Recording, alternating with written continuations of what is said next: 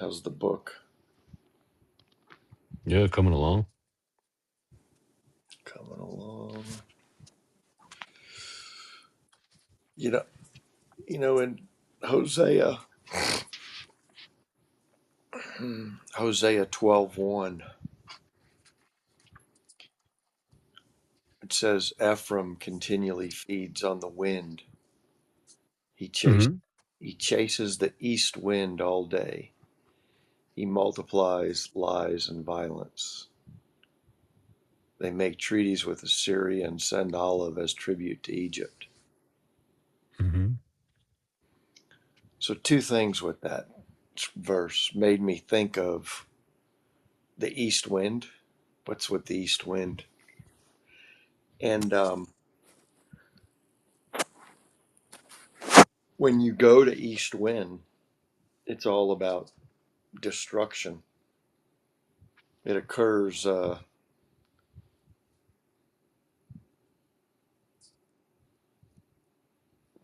in 19 scriptures talking about the east wind, um, like in Genesis 41.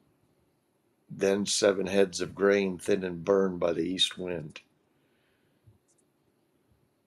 withered and thin and burned by the east wind.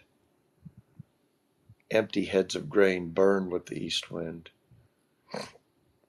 And Ahau brought the east wind on the land all that day and night. And the morning came, and the east wind had brought up the locust. So east wind is synonymous with destruction.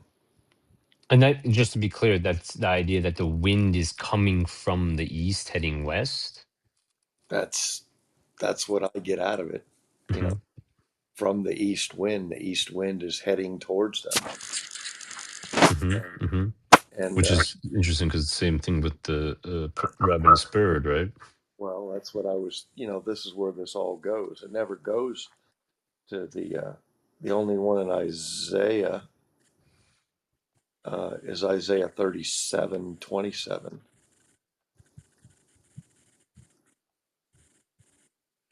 Their residents are powerless. They are terrified and ashamed. They are as short-lived as plants in the field or green vegetation. They are as short-lived as grass on the rooftops when it is scorched by the east wind.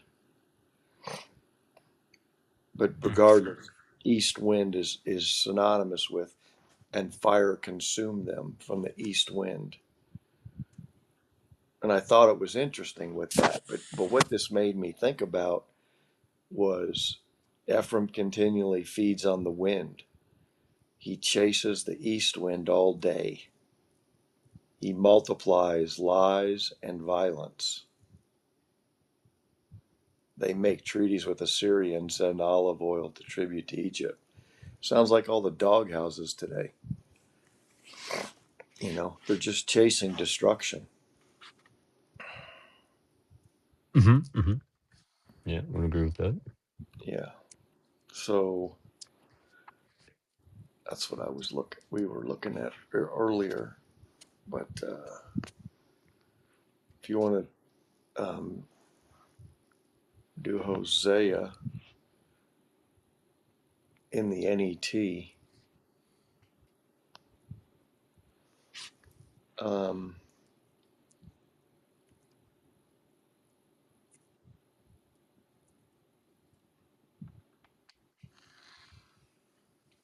Okay, you want to pull it up? Hold on. Let me. I can pull it up too. Give me 1 second. yeah,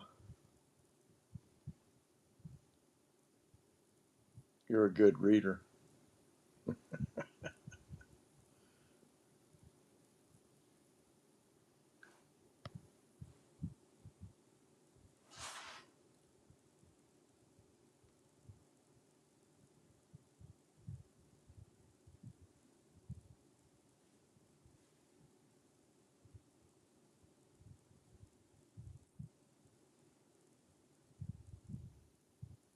All right. Well, if I'm gonna read, I gotta go get a water and stuff. So hold on. Sure. Hold on.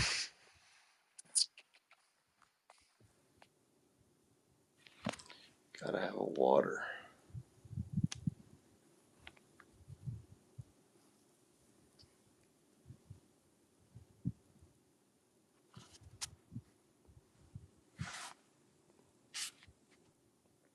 Oh, but before we start Hosea, in the meantime, why don't we talk a little bit about when they say peace, sudden destruction, and the current rising stock market.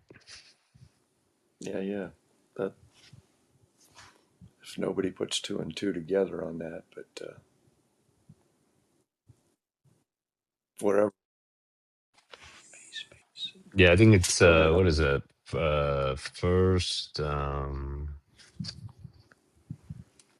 First, First Thessalonians 5:3, maybe.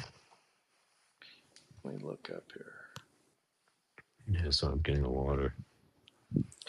Oh, I don't actually put.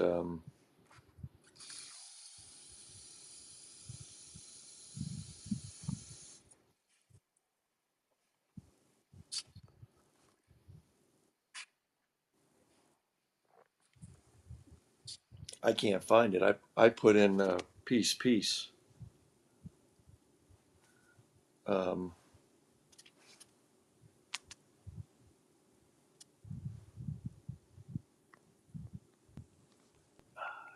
I'm pretty sure it's First Thessalonians 5:3.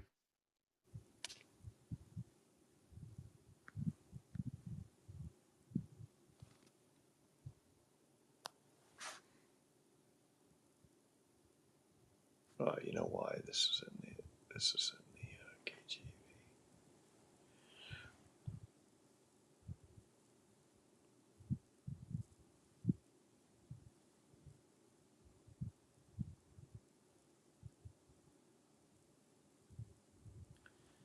I see what that.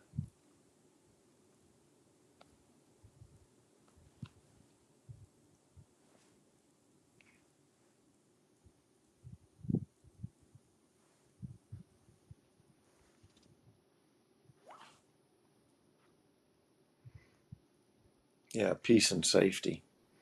For when they shall say peace and safety, then sudden destruction cometh upon them, as travail upon a woman with a child, as they shall not escape.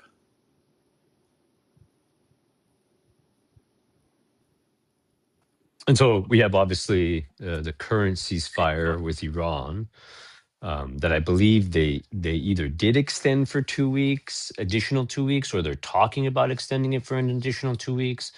Then you had the news today about the 10-day ceasefire between Israel and Lebanon. Um, and so the other thing we should do too, brother, we should talk about this Schiller index. Let me find that. Let's put it at the top. Mm-hmm. All right, yes, here we go. So, Wag the link. dog. Hmm? What?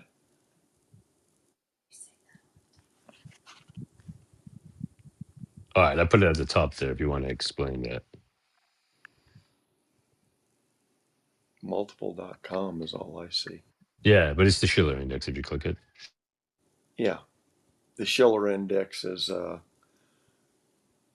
it's a guideline to the S&P and the manufacturing marketplace that a mathematician created.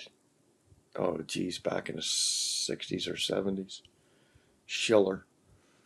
But what we looked at this Schiller index over I don't know, a year and a half ago, and what we saw were the Twin Towers, and the highest the Schiller Beck's ever is in December of '99, where it reached 44 point. I don't have it up, but 44.9 or something like that. So representing 19, one 19. 19, 44.19. And so what we're looking for is the market is going to come back and test that that high again, and or exceed it to complete the cycle, and then the market's just going to crumble after that. So the second tower is going to fall. just like what happened in the Twin Towers. First, you had the tower number. I think which tower fell first. I can't remember now. Was it one or Uh, I forget, but it was the tallest tower fell first. yeah? It was one by 6 feet. Yeah, the tallest tower fell first, then the second tower. But then we also have building 7 falling way later in the day. Mm, And so you also have that other peak in the Schiller index before the crash of 1929, right? So it actually, our theory is that it's a reverse of the towers that fell on 9/11. mm-hmm.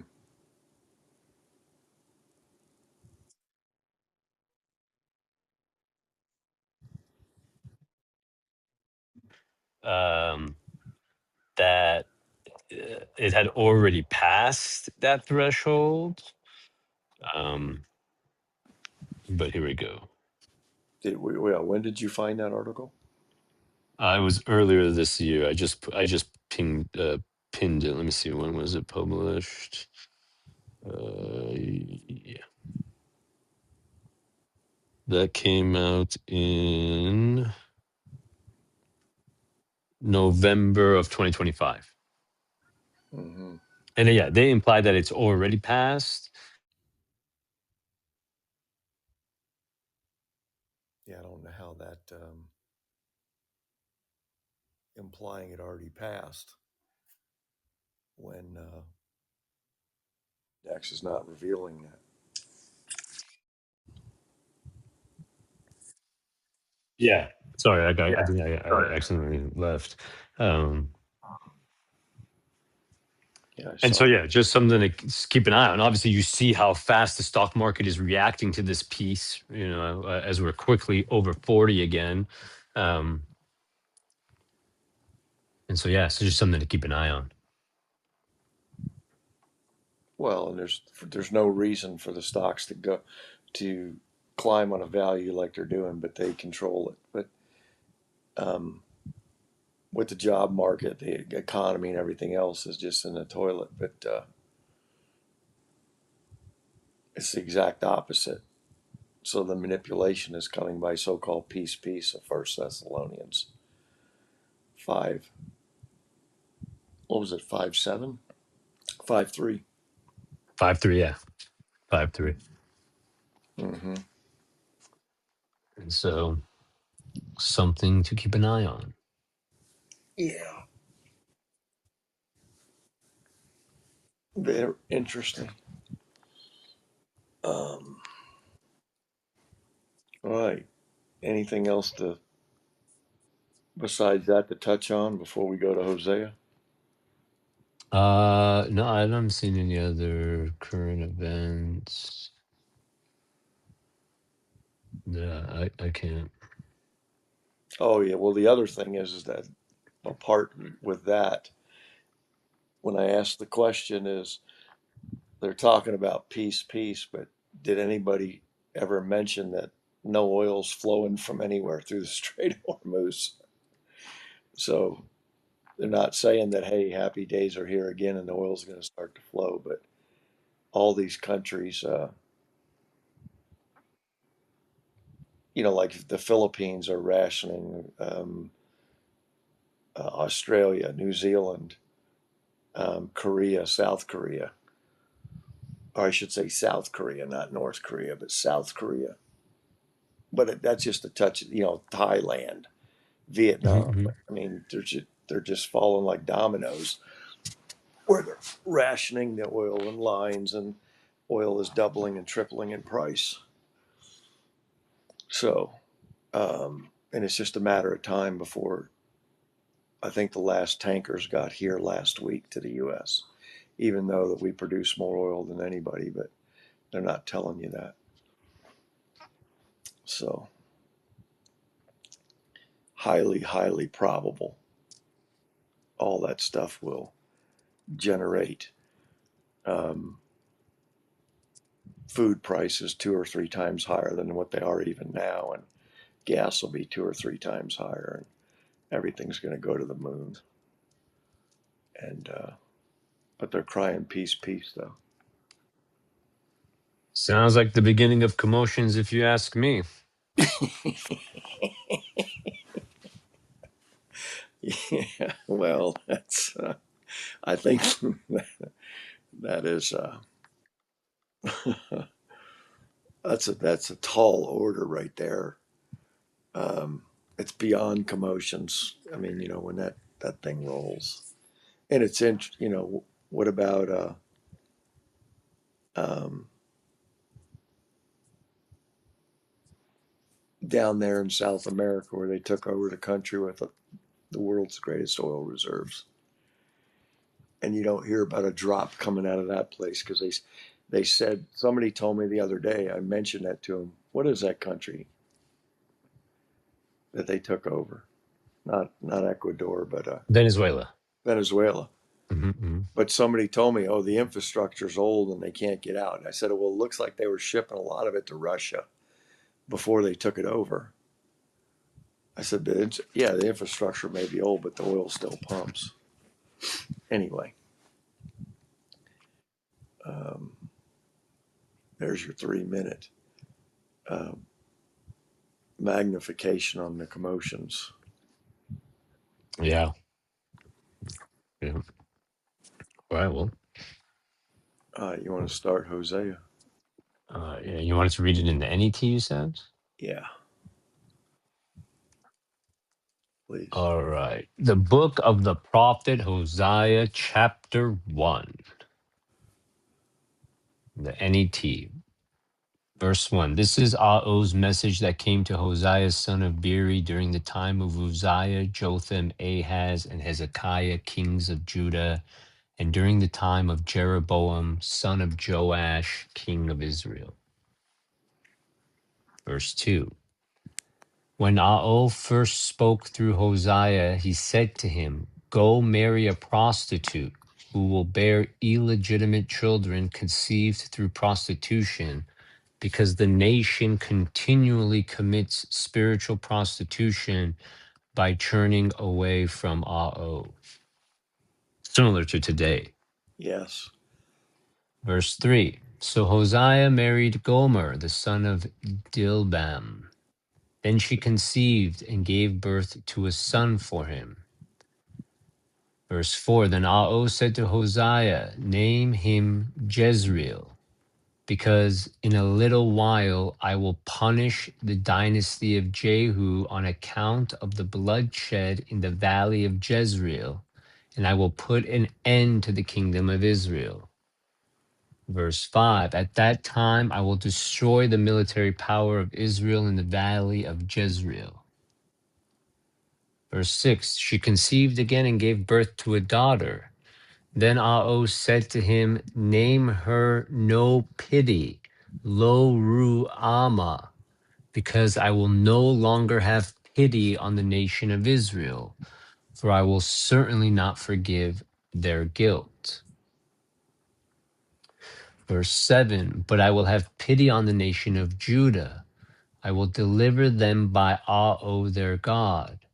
I will not deliver them by the warrior's bow, by sword, by military victory, by chariot horses, or by chariots. So think about where Judah is today, and how's And he's going that's to. clearly delivering them without hand, is what that's saying. Yeah, he's not going. Who's going to deliver him? Is David's going to deliver him? Well, yeah, God, with signs and wonders of God, Yeah, without hand, right? The without plagues him. of the Most High. You see that? Look at it. No warrior's bow, sword, military Yes. victory, or not with hand, right?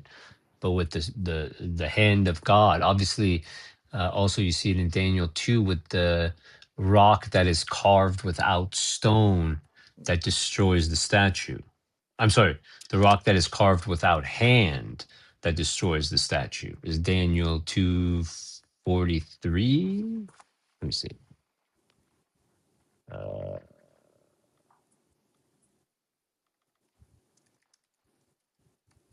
It's the same language. no, 2:45. Yes, Daniel 2:45.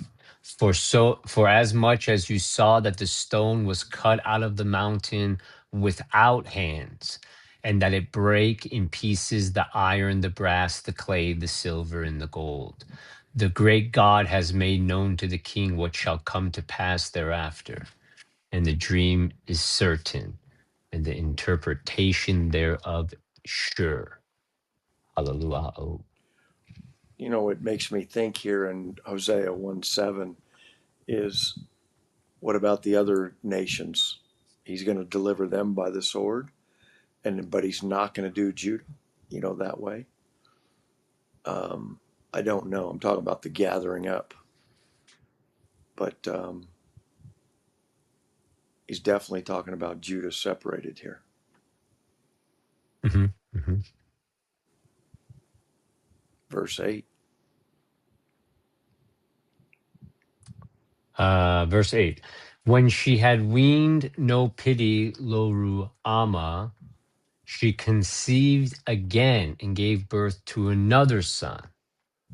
Then Ao said, name him not my people, Lo Ami, because you are not my people, and I am not your God. Mm-hmm. Now he's going to start to tell us how that happens. Yeah, interesting. Verse 10. However, in the future, the number of the people of Israel will be like the sand of the sea that not be neither measured nor numbered. Although it was said to them, you are not my people, it will be said to them, you are the children of the living God. Verse 11, then the people of Judah and the people of Israel will be gathered together. They will appoint for themselves one leader and will flourish in the land. Certainly, the day of Jezreel will be great. Now we pause there for a second. Mm-hmm, mm-hmm, mm-hmm. We looked at right here and she said, who's that leader? I said, well, that's Dao. But That's to be the Messiah, right? Yeah. yeah, and she said, what about Jezreel? And I said, well, maybe it should read Jerusalem. I mean, that's what's going to happen on the rebuilding. What about the day of Ao will be great though? Well, that's The true. great and dreadful day of Ao, the resurrection of David, the Messiah, Dao, the Mm-hmm. Messiah. So what if that supposed to be for great will be the day of Ao? Yeah, we'd have to look at. What is Jezreel? What is Jezreel? Oh, that's from earlier, right? About the first name, the Valley of Jezreel. Yeah. That's Oh, interesting. I will destroy the military power of Israel in the Valley of Jezreel. Certainly, the day of Jezreel will be great. Hmm. I don't know. we'll have to drill down. Something to ponder. Yeah. Chapter 2. One second, 1 second.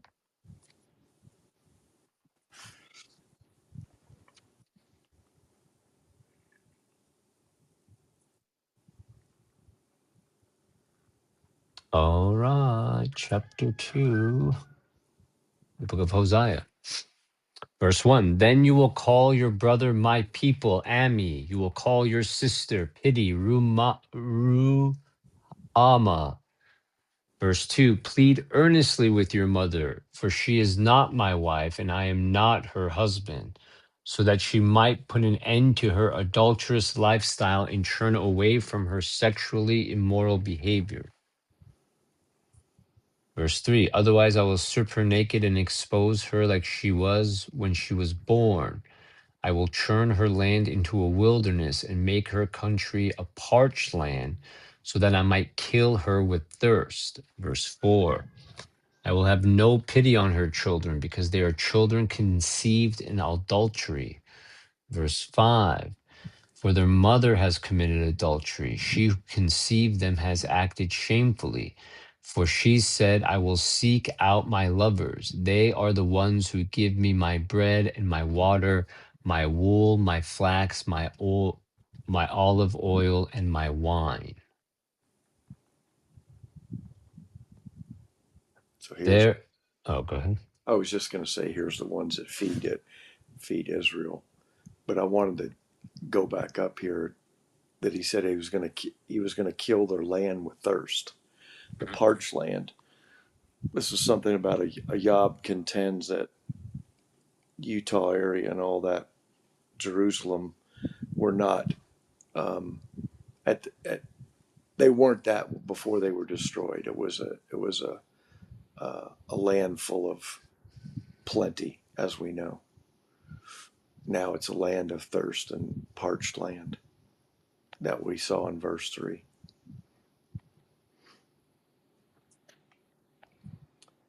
All right, verse 6. Therefore, I will soon fence her in with thorns. I will wall her in so she cannot find her way. Verse 7. Then she will pursue her lovers, but she will not catch them. She will seek them, but she will not find them. Then she will say, I will go back to my husband because I was better off than than I am now. You know, it's interesting, brother, because I was actually pondering how isn't that the same story that they stole in the prodigal son, Basically. right? Mm-hmm. So basically, the prodigal son is the nation of Israel returning to the Most High. Mm-hmm. Yeah. All right, verse 8.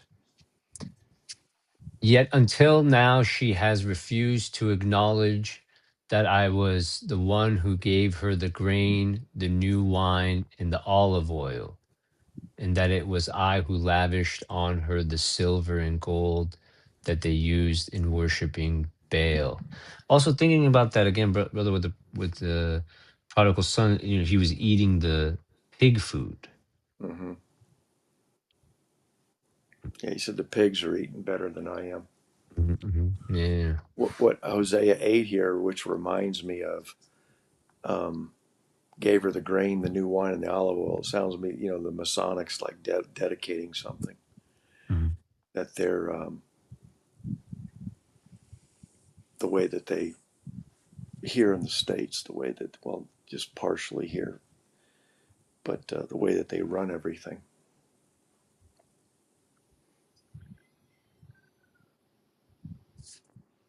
Mhm, mhm.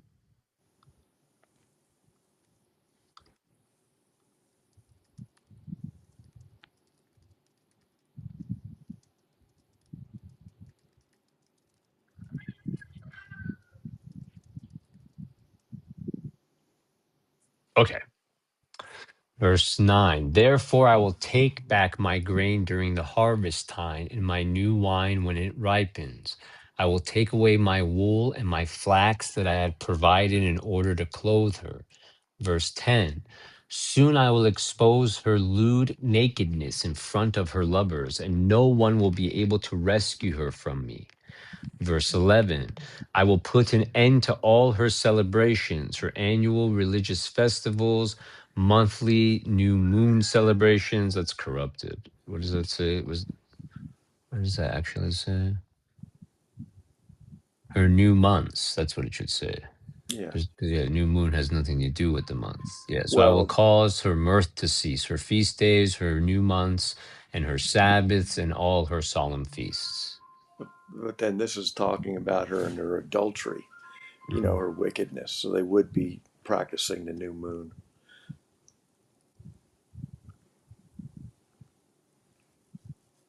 I don't know though. It seems to be talking about the stuff he commanded, right? Because of the Sabbaths, solemn No, feasts, that's right. feast days, right? Yeah, and they're not honoring. Um, Seems like it's also Deuteronomy 15 through 68 coming here, is what it seems like. hmm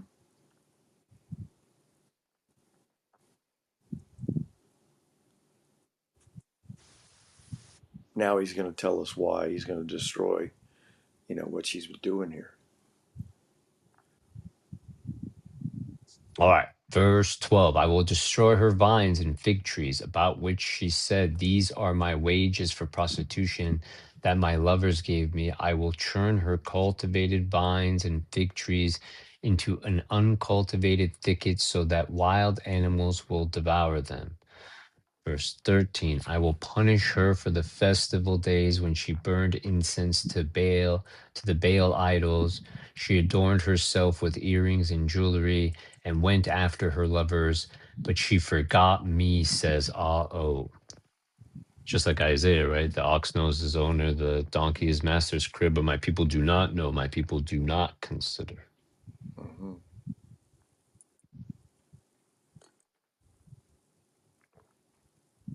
I think that's Isaiah 1:3.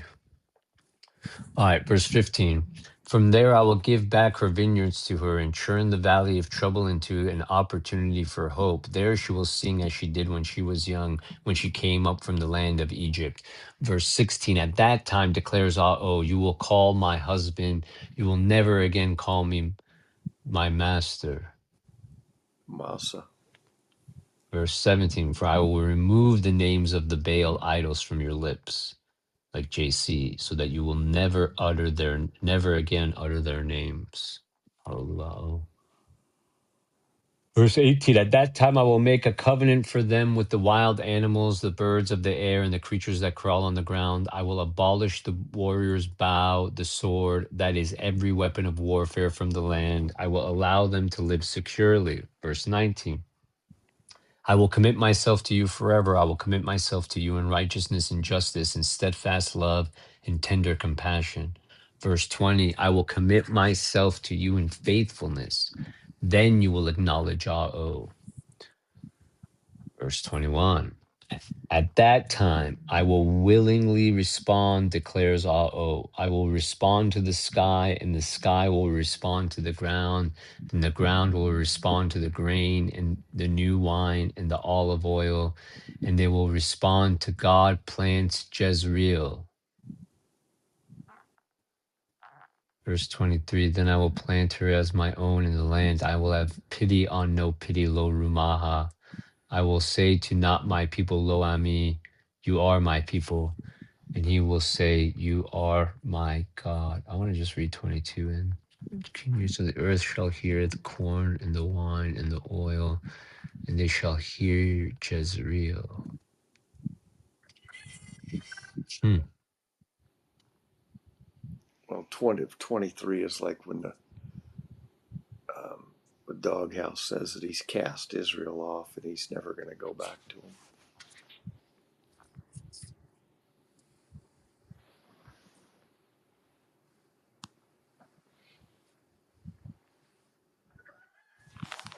Chapter 3. All right, give me 1 second. Chapter 3.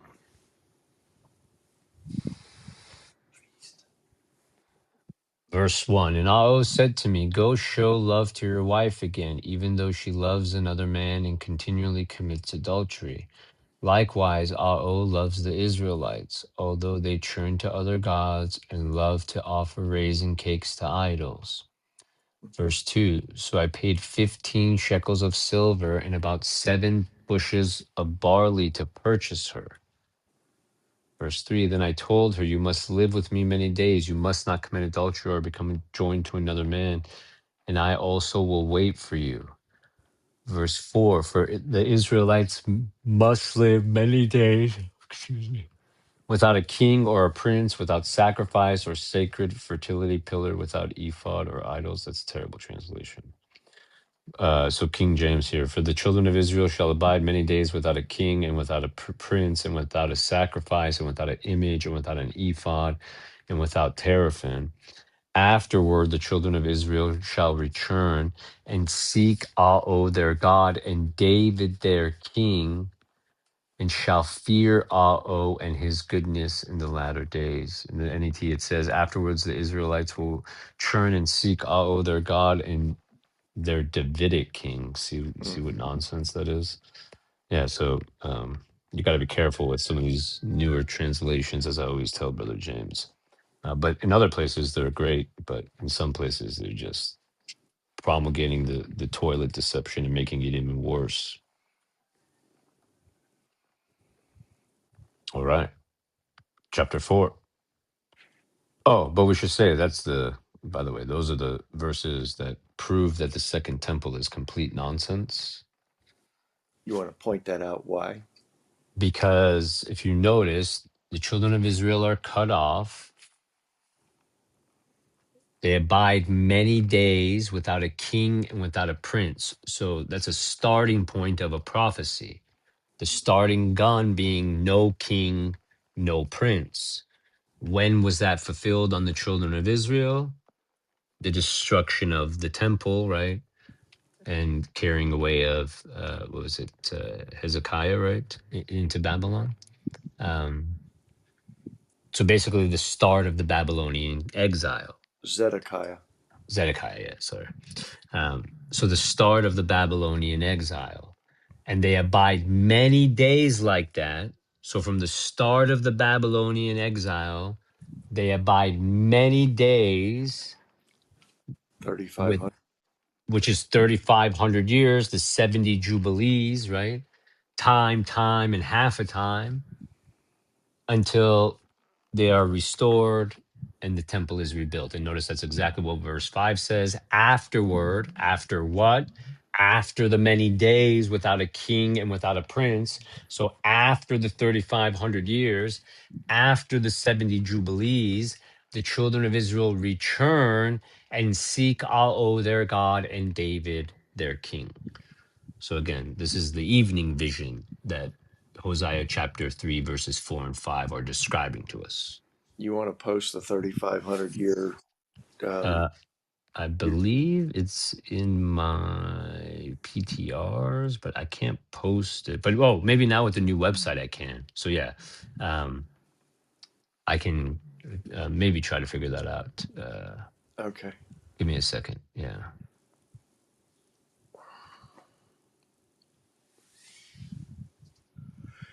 Afterwards,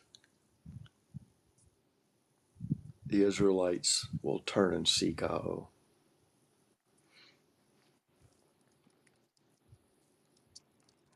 Their Alua and David their king.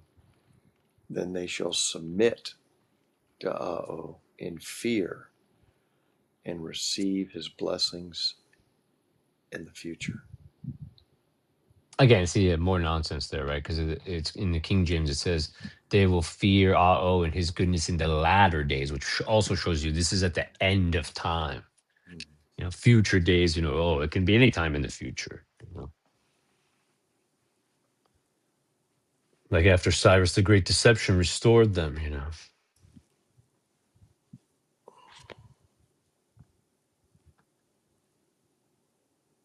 All right.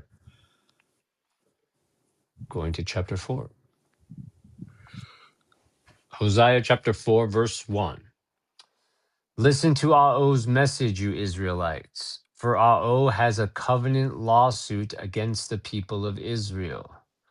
For there is neither faithfulness nor loyalty in the land, nor do they acknowledge God. Is that not Ver- like today? yeah, no doubt about it. I mean, other than they're just not in the land, they're in exile, but absolutely the same. Verse 2. There is only cursing, lying, murder, stealing, and adultery. They resort to violence and bloodshed. Also very true today. How they treat each other. hmm hmm Verse 3. Therefore the land will mourn, and all its inhabitants will perish. The wild animals, the birds of the sky, even the fish in the sea will perish. Think about where their land. Therefore, the land. Which land? The land where they reside. I'm talking about here with Judah. Uh, Verse That goes, 4. Oh, sorry. no, I was just going to say that goes back to the video when you have the video clip when he says the United States is not going to be destroyed. Mm-hmm.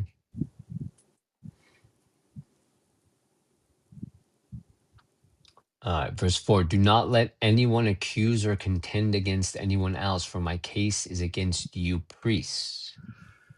So now he's starting to talk to Ephraim. Yeah, the priests. Mhm. All right. Verse 5, you stumble day and night, and the false prophets stumble with you. You have destroyed your own people. Verse 6. Oh, go ahead. That's why the prisons are full. I mean, besides the judgment, but I'm just saying they're destroying their own people.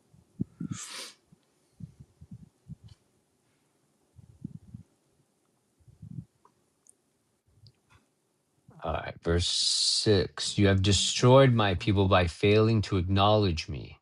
Because you refuse to acknowledge me, I will reject you as my priests. Because you reject the law of your God, I will reject your descendants. Should really be the Torah, right? It sounds like after the darkness, the 3,500 years, I'm going to reject your descendants for what you've done. Deuteronomy 28. Mm-hmm. Verse 7, the more the priests increased in numbers, the more they rebelled against me. They have turned their glorious calling into shameful disgrace.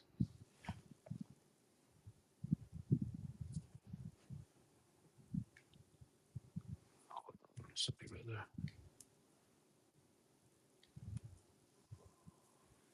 All right. Verse 8, they feed on the sin offerings of my people. Their appetites long for their iniquity. Verse 9, I will deal with the people and priests together. I will punish them both for their ways, and I will repay them for their deeds. Verse 10, they will eat but not be satisfied. They will engage in prostitution but not increase in numbers because they have abandoned Ao by pursuing other gods.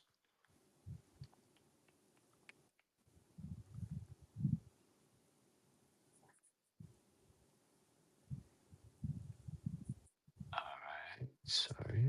Okay. 11. 11. Old and new wine take away the understanding of my people. Is this why there's liquor stores in all the towns? Mm. Well, it's also, you think about in the toilet when he references the new wine, right? And you don't want to put it in the old skins, right? Mm-hmm. Um, the old, as we know, the Old Testament is corrupted. We know that the New Testament is fully corrupted, right?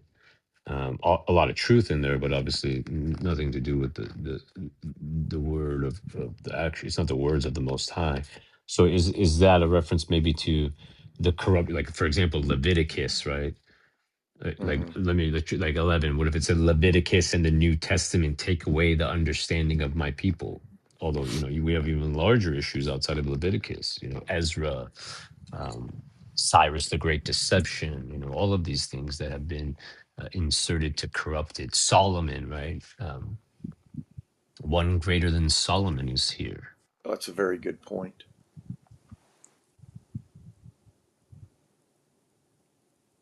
Well, he's going to Oh, get more descriptive here next, coming up. all Verse 12. right. Verse 12. They constitute their wooden idols, and their diviner's staff answers with an oracle. The wind of prostitution blows them astray. They commit spiritual adultery against their God. Verse 13. They sacrifice on the mountaintops and burn offerings on the hills. They sacrifice under oak, poplar, and terebinth because their shade is so pleasant. As a result, your daughters have become cult prostitutes, and your daughters in law commit adultery. Verse 14, I will not punish your daughters when they commit prostitution, nor your daughters in law when they commit adultery.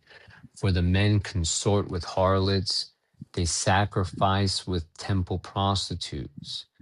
It is true, a people that lacks understanding will come to ruin.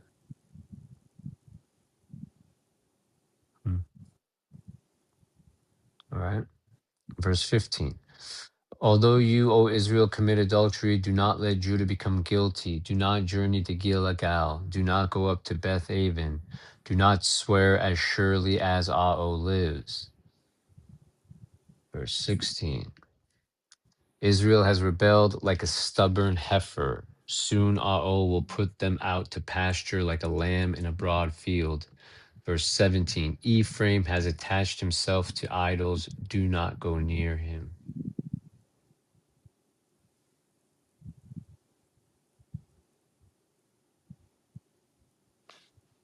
It's interesting because this was about the priesthood.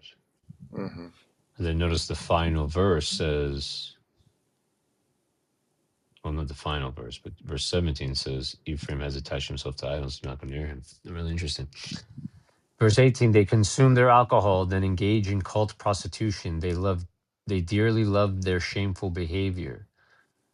Verse nice feels like what the Most High shows to Ezekiel, right? Mm-hmm. Because a lot of people don't. That's the first temple Ezekiel is seeing, Yeah. because there's only been one temple Before it was destroyed. before it was destroyed. Exactly. All Verse right. 19.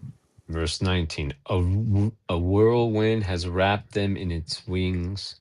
They will be brought to shame because of their idolatrous worship.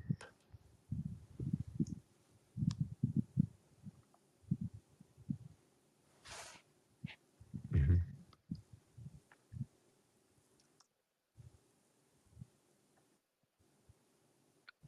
Fascinating.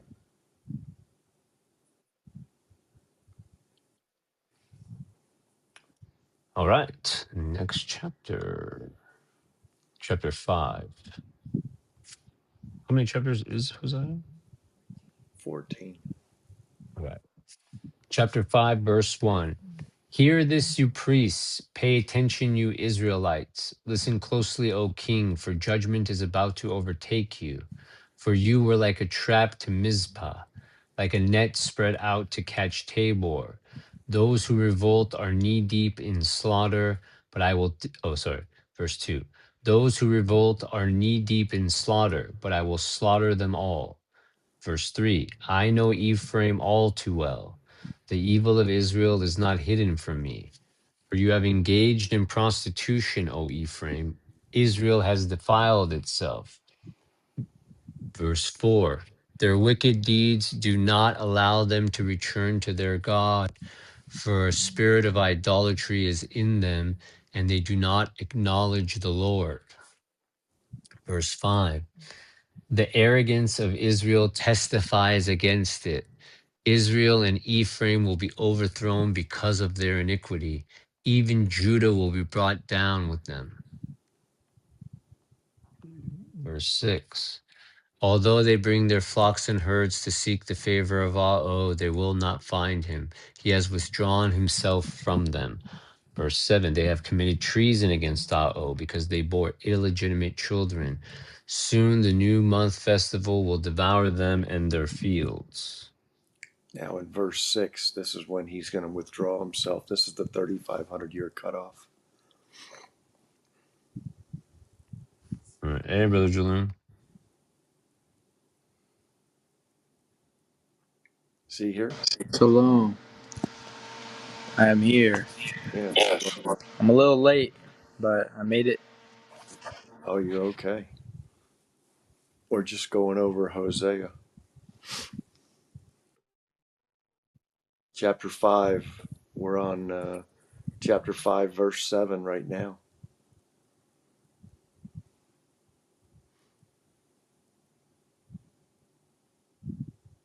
The Book of Hosea. Well, it's good to hear from you. Yeah, good to see you, brother.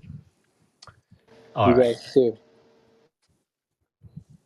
Shalom. All right. So that was verse 8. We just read 7. So verse 8. Blow the ram's whole I'm sorry. Blow the ram's horn in Gibeah. Sound the trumpet in Ramah. Blow the alarm in Beth Aven. Tremble in fear, O Benjamin. Verse 9. Ephraim will be ruined in the day of judgment. What I am declaring to the tribes of Israel will certainly take place. So this is obviously prophesying the Babylonian destruction. Mm-hmm.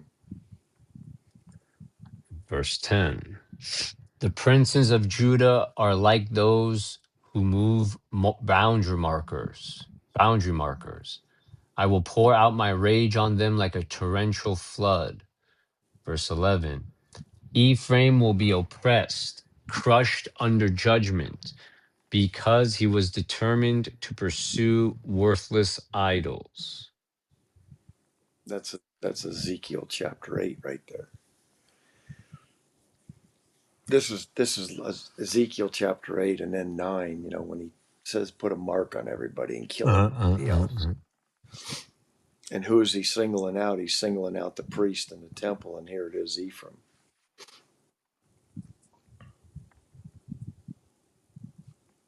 Verse 12.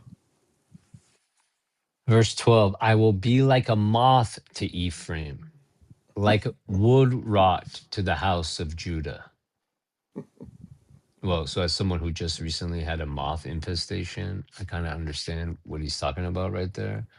Um, You you did. you can't get rid of them. You can't get rid It's crazy. of Verse 13. When Ephraim saw his sickness and Judah saw his wound, then Ephraim turned to Assyria and begged its great king for help. But he will not be able to heal you. He cannot cure your wound. Verse 14. I will be like a lion to Ephraim, like a young lion to the house of Judah. I myself will tear them to pieces, then I will carry them off, and no one will be able to rescue them. No man shall save you. This is what the Deuteronomy 28:68, right, says. No man shall save you. Verse 15. Then I will return again to my lair until they have suffered their punishment. Then they will seek me in their distress. They will earnestly seek me. It's So, interesting. I wonder if that is referring to his Sabbath rest, the final 1,000 years. well, it's either that or the 3,500 years of darkness where he's going to return to his lair until they suffer their punishment. So when was the Israelites suffer for the last 3,500 years? Sure, but I mean, the real punishment, right, for Judah and Ephraim was this last part, right? Hmm. And so, Well, that's the last part of the 3,500 years. So you're, the 400 years, the 400 years he promised to Abraham. yeah, hmm going to return to his lair. Chapter 6. Chapter 6, verse 1. Come on, let's return to Ao. He himself has torn us to pieces, but he will heal us. He has injured us, but he will bandage our wounds, just like Job, right? And what I was going to point out too is verse 4 when they he appointed Ephraim as the priest in chapter 4 of Hosea, and then he singles him out in chapter 5. So I just want to where we're going here. He's just getting started with Ephraim. All right, my phone's about to die. I gotta go grab my charger. I'll be right back. Okay.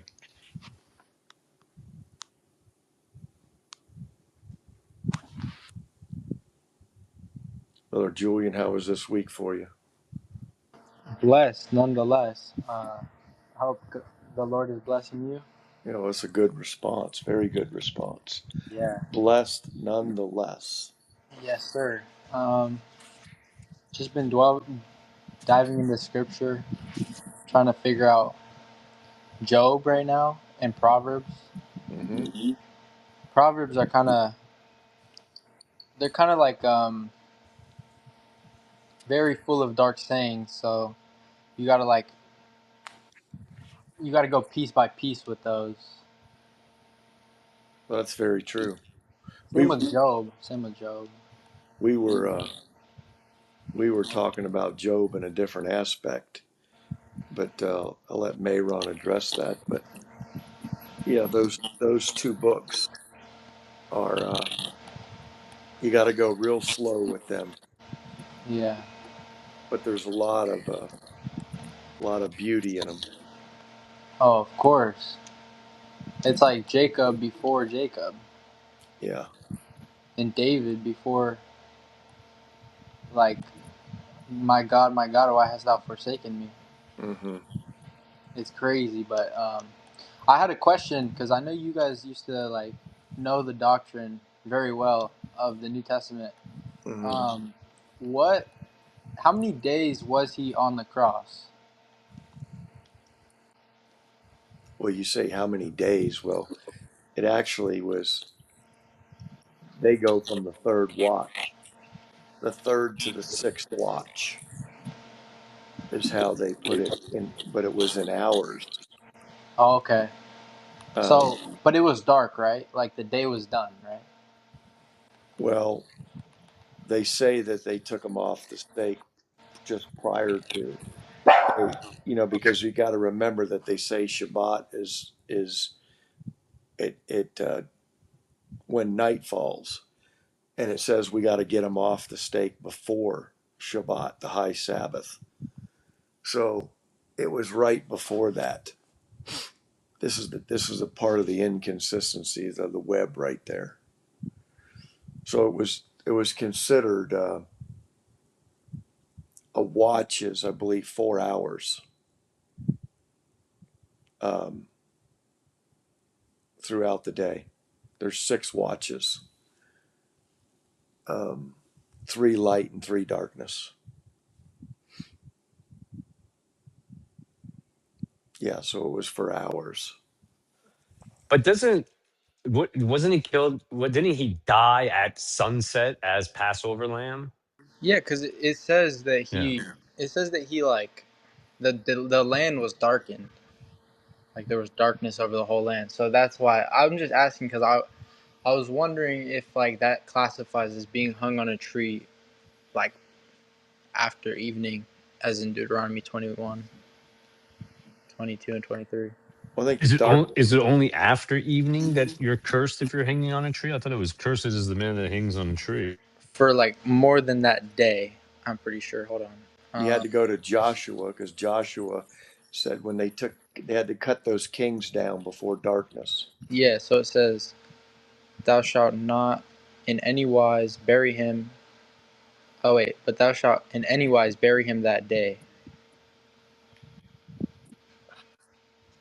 So, like, he's not supposed to be hung on a tree for. I think like before sunset or like when darkness hits. That's when it's like, that's when you have to like, you're kind of accursed already, you know. But how can we, given that we know that the day starts in the morning, does that even Yeah. make sense then? Yeah, but it says No, his body shall remain all night up, not remain all night upon the tree. yeah, and when darkness fell over the land, that was allegedly. Um, It wasn't supposed to be dark at that time. no, it wasn't supposed to be dark at that time. That's when the earth quaked and the veil rent and all that business. So yeah, it's a big soap opera. So would you guys say that he's accursed in that sense or no? Well, what a No, May. because I think they got his body down. I mean, okay, so if he died at sunset, he clearly was on the cross for some period of time after the sun already set. But it seems like the Joseph guy comes and gets him down relatively quickly. But I'd have to go back and look at those verses again. Well, no, that's Joseph comes and asks Pilate, allegedly asks Pilate, "Hey, let me have his body," and he said, "Wait a second, he's not dead yet. Is he dead?" So he sent the soldier to go verify it. Um, yeah, but the answer is you could tear that thing all apart. True, true. You want to pick up on Hosea chapter 6? Me? Well, I was saying to Brother Mayron, I think he's back. Yeah, yeah. Give me 1 second. Give me 1 second.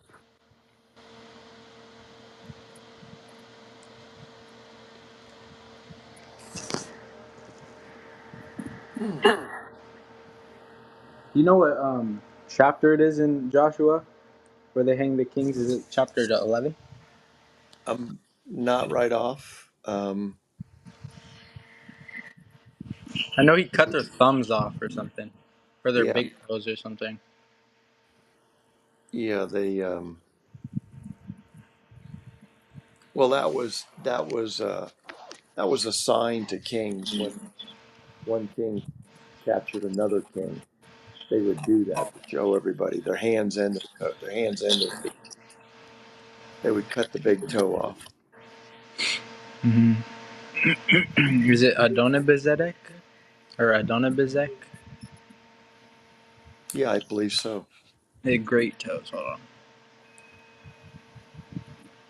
Set the city on fire. No, I don't. Hold on. Great toe.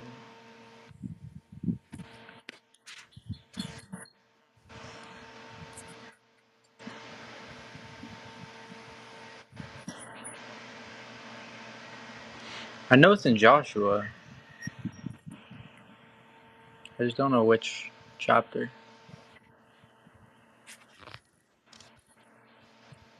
I feel like it's 11 though.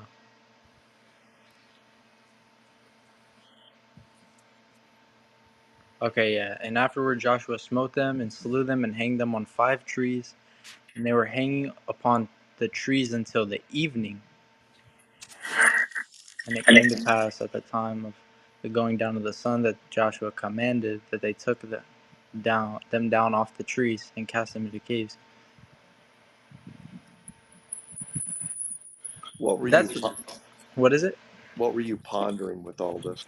That like I was just trying to see if like because I thought he was hung on the cross for like 3 days, No. taken down, buried 3 days, and resurrected. But right here, this is what made me think that like it doesn't have to be like all day. That's when it has to be when like sunset hits. That's when it's like counted as a curse of God because it says that uh, until the evening, and it came to pass at that time on the going down of the sun. Hmm. But I don't know. Maybe that's just another contradiction.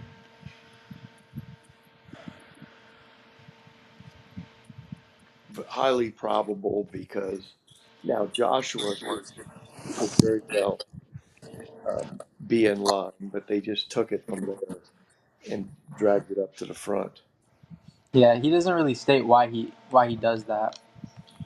Well, somewhere in Deuteronomy, there's a curse um, about being on a tree. Yes, Deuteronomy 21. 21. Yeah. But it says you shouldn't leave him on that tree all day. Yeah. So including day or night. So if you don't leave them on all day, then you have to take them off prior to the day ending, which would be before sunset. Yeah. So something like that would be as soon as you see the sun dipping on the horizon, about to go down, then that's when they would cut them down. Yeah, but at the same time, like, yeah, I don't know. I don't know. But I just was curious and like I really thought that he was cursed, like a cursed, not just a cursed seed, but like cursed due to hanging on a tree for more than a day. But I obviously got that wrong. Hmm. Like that's my hope that I was right. You know, it's just one more reason that he's a cursed like idol, but it's not Well, the case. exactly. We were just reading that in Hosea chapter 2 and 3, Yeah, talking. Hosea is like such a good book. Oh, yeah. I love Hosea 13, 14. Oh my gosh. 2 especially. I'm pretty sure it's 2:16 where he says, and there shall be in the days come where you shall no more call me Baal and you shall call me Ishai, Hmm. saying like I'm not gonna be your master anymore, but I'm gonna be your fellow man. Like it's beautiful. Yeah. It, Genuinely. and the NET uses Masa, master. Oh really? Yeah, that's what we just read a little bit ago. Brother Mayron, you want to go with chapter 6? Yep. All right. So Chapter 6, verse 1. Come on, let's return to our O. I'm sorry. No, he's got something going on in the background. There you go.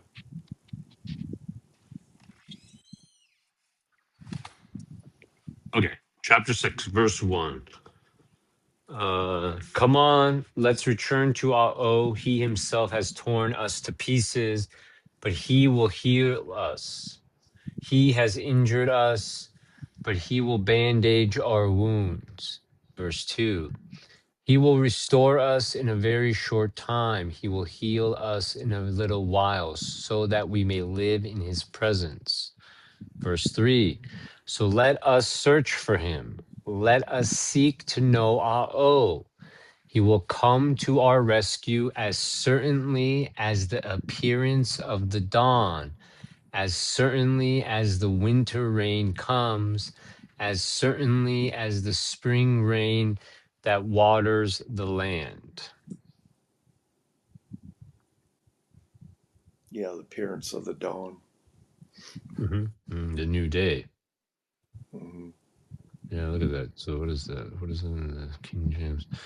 Then we shall know if we follow on to know, oh, his going forth is prepared as the morning. And you should come to us as the rain, the latter and the former rain unto the earth. Yeah. Yeah, we read that last week. Verse 4. What am I going to do with you, O Ephraim? What am I going to do with you, O Judah? For your faithfulness is as fleeting as the morning mist. It disappears as quickly as dawn's dew. Verse 5. Therefore I will certainly cut you into pieces at the hands of the prophets. I will certainly kill you in fulfillment of my oracles of judgment, for my judgment will come forth like the light of the dawn. Verse 6. For I delight in faithfulness, not simply in sacrifice. I delight in acknowledging God, not simply in whole burnt offerings. If you go verse 5 there, for my judgment will come forth like the light of dawn. Yeah, but see again, that verse 6 is terrible in the NET because it implies that he wanted sacrifice, not simply in sacrifice, not simply in whole. But look at in the King James, for I desired mercy, not sacrifice, and the knowledge of God more than burnt offerings. Well, that's where you have to exchange. You know, you're going to get that in the King James, and you're going to get it over here. But that's a corrective issue. Is good. What is that translation that you're reading? NET. The NET. I need to. Yeah, Brother James loves it. I don't really feel the same way about it, but it is helpful. I like NIV. I think all of those are great in terms of the King James. I like to call it the Queen James now. It definitely they make it overly convoluted for no reason. Like complicated. Yeah, it's intentional. I think so. I just think there's way more like dark sayings in it than all the other ones. Like things that you have to ponder a little bit to understand, like maybe in a different perspective than the other ones. I'm not gonna lie, it is very confusing sometimes, like very confusing in the Proverbs especially. But I don't know. I prefer it over. But I do I like the s- NIV. It's good. Better than the NLT for sure. And NKJV.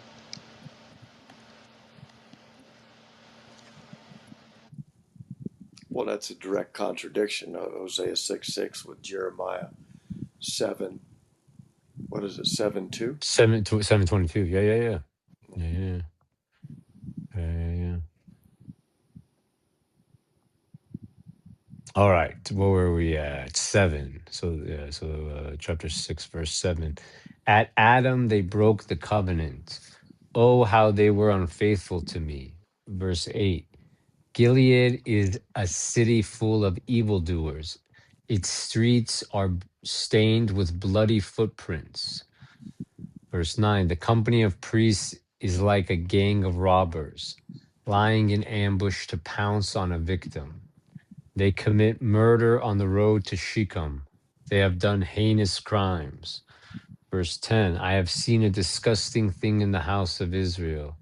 There Ephraim commits prostitution with other gods, and Israel defiles itself. Seems to imply right there that Ephraim is the one, right, the priesthood. Hmm. Verse 11, I have appointed a time to reap judgment for you also, O Judah, whenever I want to restore the fortunes of my people. I think it's strange that none of the like they all say Adam, except the BES, KJV, and KJV. They all say Adam. What do the rest of them say? Well, Israel? the BES, NKJV, and KJV just say like a man. Yeah, but they, like men, have transgressed. Yeah, it's kind of strange. I don't know. I like that wording better though, but I don't know. That's a key one, Hosea 6:7.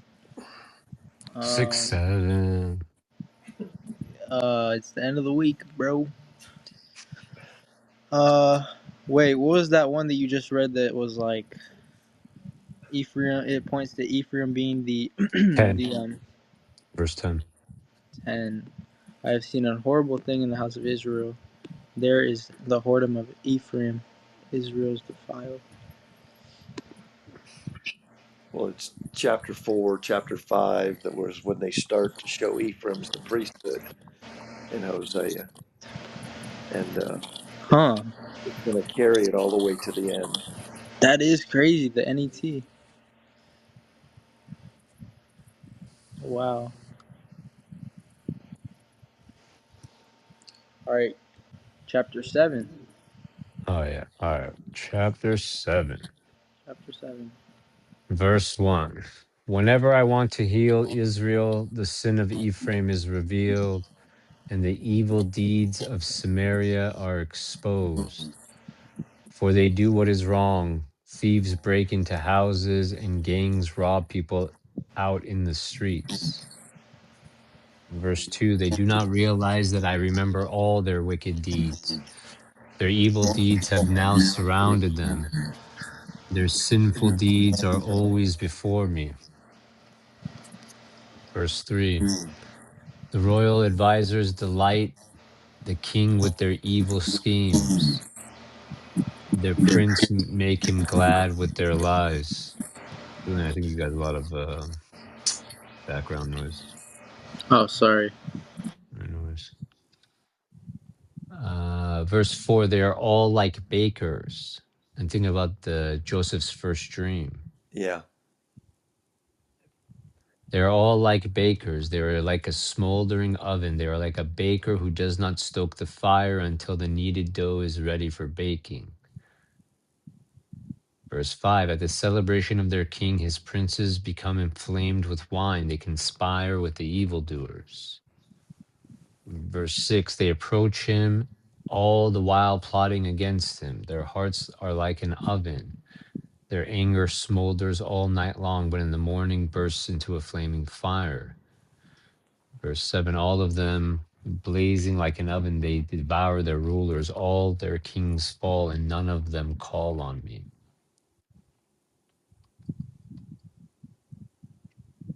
8, Ephraim has mixed itself like flour among the nations. Ephraim is like ruined cake of bread that is scorched on one side. There's a lot of baker symbolism here. Yeah.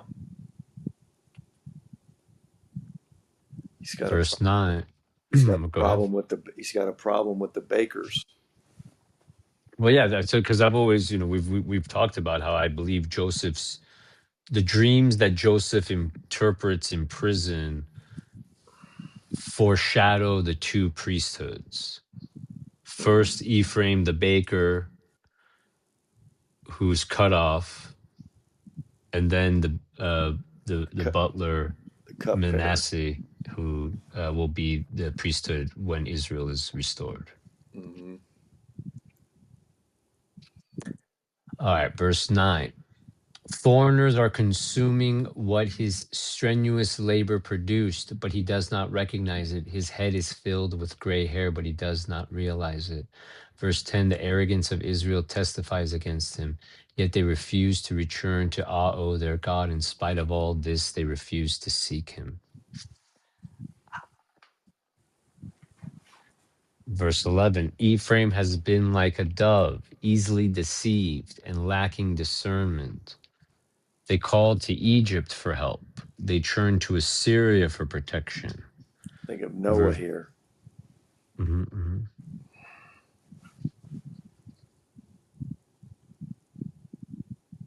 Who's Assyria? Is that Babylon? Well, the Assyrians and the Babylonians were different, but they were one and the same. I think they were just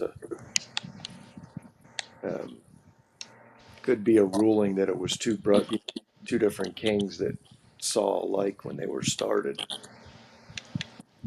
But Wasn't Assyria like the capital? yeah, Or Assyria took the 10 northern tribes, and Babylon took Judah and Ephraim. oh, Yeah, the Assyrians came first. is that in Second Kings or Jeremiah? Yeah, it's interwoven all through there. Okay. I have trouble with those books, the Kings books, because they're so like they're kind of confusing sometimes. Like it happens so fast, so much Mhm. action.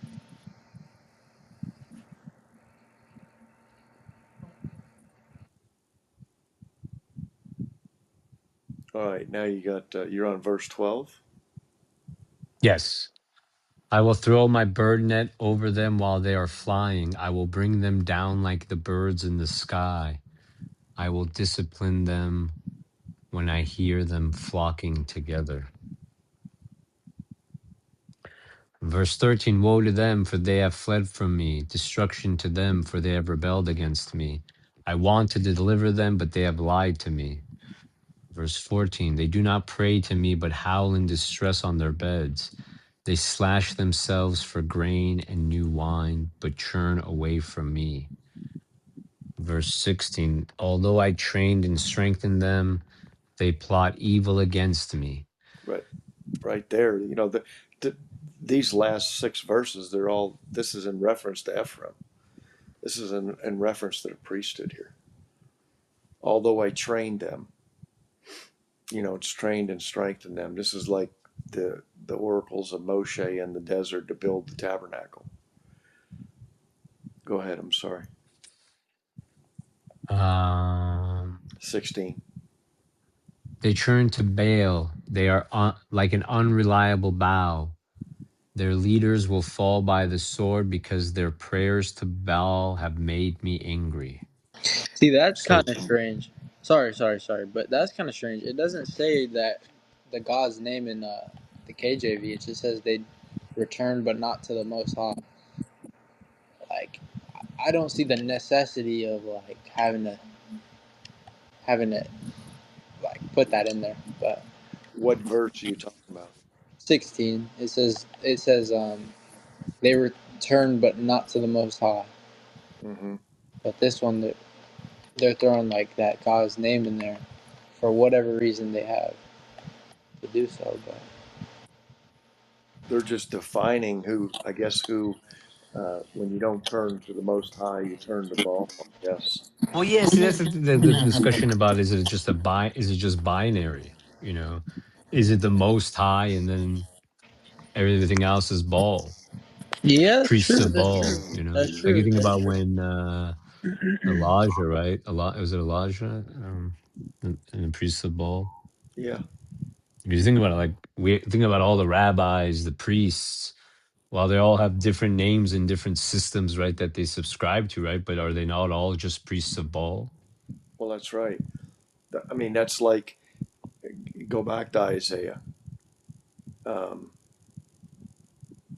or I should say, I'll go back to Elijah, in the priest of Baal with um, killing what was Ahab's wife's name? Uh, Jezebel. But the Israelites had all the priests of Baal. So it's just in the reference to they turned to Baal. They're like an unreliable bow. Talking about a war machine, bow. Their leaders will fall by the sword because their prayers to Baal have made me angry. So people will disdain them in the land of Egypt. So who's disdained, here in Egypt today? It's the Israelites. Just like in the first, Exodus, now you got the second Exodus.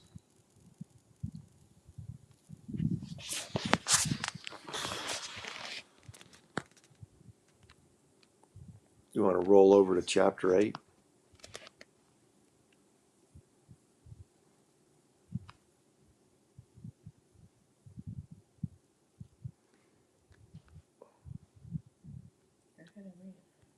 Okay, let's go here.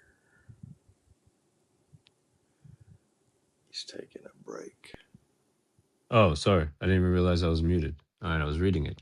All right, here we go. Chapter 8, verse 1. Sound the alarm. An eagle looms over the temple of Ao, for they have broken their covenant with me and have rebelled against my Torah. Verse 2. Israel cries out to me, my God, we acknowledge you. Verse 3. But Israel has rejected what is morally good, so an enemy will pursue him. Verse 4. They enthroned kings without my consent. They appointed princes without my approval. They made idols out of their silver and gold, but they will be destroyed.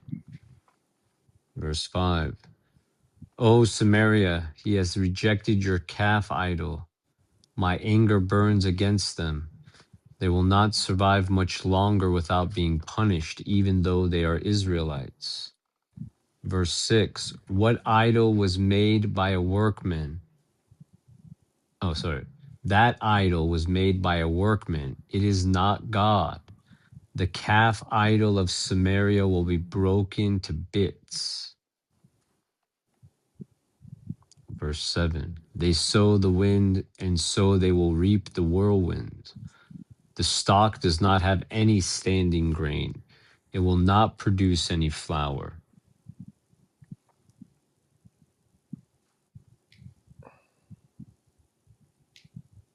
Even if it were to yield grain, foreigners would swallow it all up.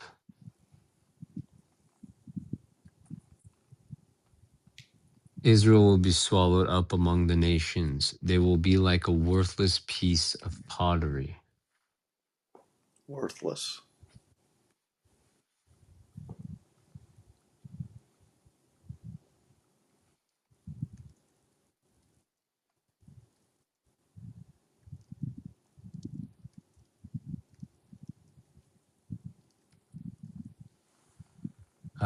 Verse 9. They have all gone up to Assyria like a wild donkey that wanders off. Ephraim has hired prostitutes as lovers. Verse 10. Even though they have hired lovers among the nations, I will soon gather them together for judgment. Then they will begin to waste away under the oppression of a mighty king. Verse 11. Although Ephraim has built many altars for sin offerings, these have become altars for sinning. Verse 12. I spelled out my law for him in great detail, but they regard it as something totally unknown to them. Right Verse there. yeah, go ahead. I was just going to say right there, he's saying, look, I spelled out my law for him in great detail. He's given that to the priest. That's a reference to the priest.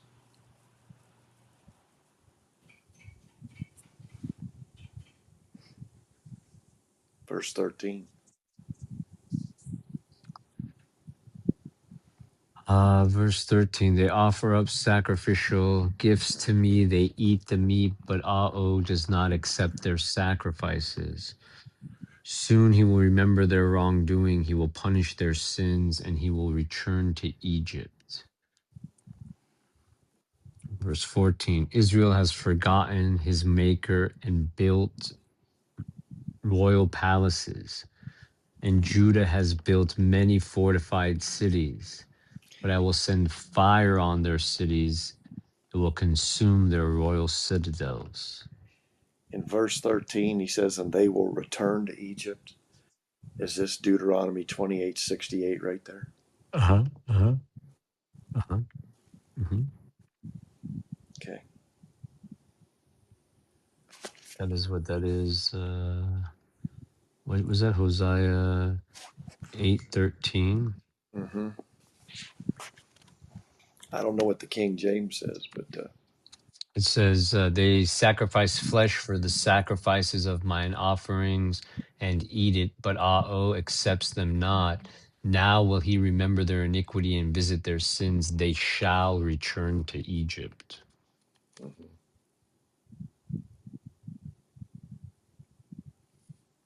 Revisit sins. Mm. Chapter 9.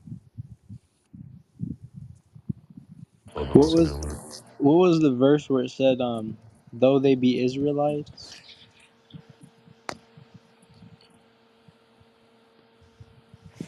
You're talking about in Oh, chapter that 8? they'll be destroyed even though they're Israelites? Yeah. Is That that was at verse the 8? beginning, I thought, right? Thy calf, O Samaria, has been cast thee off. Mine anger is kindled against them. How long will it be ere they No, verse 5. Verse 5. oh At the end of verse 5. hmm. It does not say that in the King James at all. No, it says, how long will it be ere that they attain to innocency? Hmm. In the, what is it, the NIV, it says, how long will they be incapable of purity? Yeah. Hmm.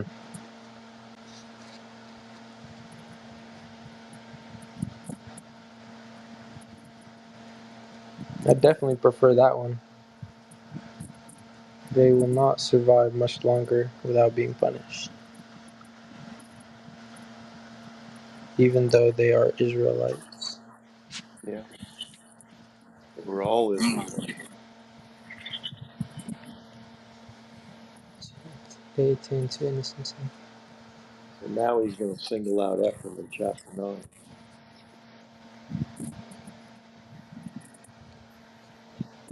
Ephraim. They, he's like, do you guys think he's the most talked about tribe in the Bible?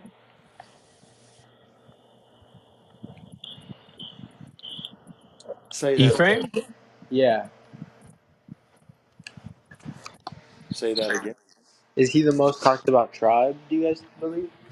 Well, no, I'm just saying in a Hosea right here, he's the most. He's singling out Ephraim in all the books of Hosea.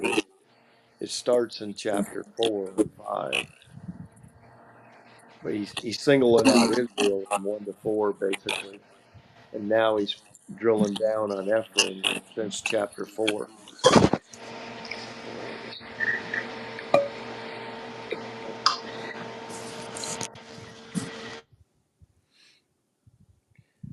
You want to go ahead, brother, with chapter 9? Yeah, give me 1 second. I just think he gets talked about a lot. Ephraim specifically. You're talking about here in Hosea? Yeah, Hosea, what else? Jeremiah, he gets talked about. Yeah. Yeah, and I think that's the why is he singling them out here? Genesis 2, he also gets singled out. Just because, like we have seen, is he's charging them because they're the priests that should have been leading the people. Yeah, it's also strange to me that that the Levites, the priesthood, like don't get any land, you know? Yeah. There's this Also verse not in singled out either, right? yeah, but But there's what a did you say? You verse said in Genesis 2? no, in Genesis he's also singled out. Which verse? Ephraim. Ephraim. Yeah, it says that he's gonna be a greater nation. His name literally means double ash heap, or like doubly fruitful. What else? In Deuteronomy, it says that the land is Joseph's. Strangely enough. Well, the reason he's double blessed is that they were a tribe and they were the priesthood, so he's doubly blessed. Yeah, true. But they also, I think they had the like the land, like that the land was theirs, like to how they were the ones to give out possessions. Yeah, they're the lawgiver. Because hold on, I think maybe it's Psalms. Yeah,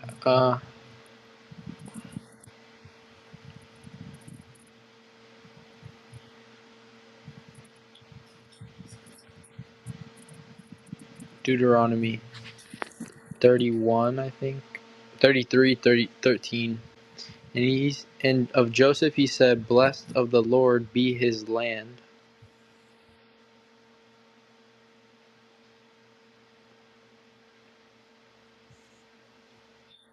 Blessed of the Lord be his land. And which verse is that? Deuteronomy 33:13. Okay, that's For the good. precious things of earth and fullness thereof, and for the good will of him that dwelleth in the bush, let the blessing come upon the head of Joseph, and upon the top of the head of him that was separated from his brethren. Separated? Interesting. Yeah, that was good.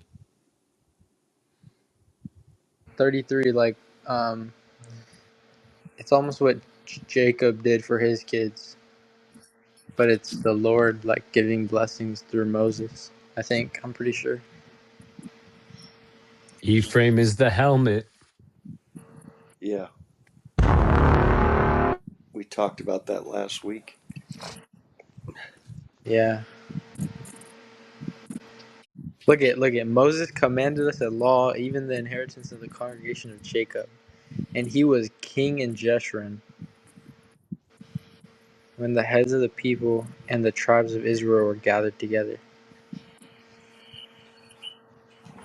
Why would he choose someone out of Levi? Like he says, "Cursed be thy anger, Levi and Simeon." So why would he choose Moses if he didn't have something to do with Abraham, Isaac, and Jacob? What makes no sense. Not really. That's what we were talking about earlier today. That um, how they swapped around Aaron for Moses, and it's a contradiction to the foundation of how the priesthood and who it was and how it was set up. It goes like in and out though. Like Oh they're yeah, swapped out, but Moses also does like signs and speaks. It's weird. I don't know. That was a weird thing to notice for me too.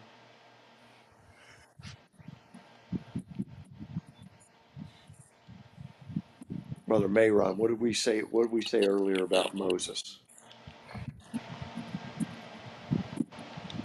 Oh, we were just talking about how they try to intertwine the roles when they go to Pharaoh, where it should be always Aaron speaking, Moses doing signs and wonders. And it's funny, brother, because I was thinking about something. Remember, I was asking, how is Dao going to speak English? How's he going to communicate with how's he going to communicate with Trump, for example, right? But according to the Exodus narrative, it's going to be Aaron who communicates, which means it's going to be Elijah who's communicating. And Elijah's been in heaven for 3,500 years. Why wouldn't he speak English?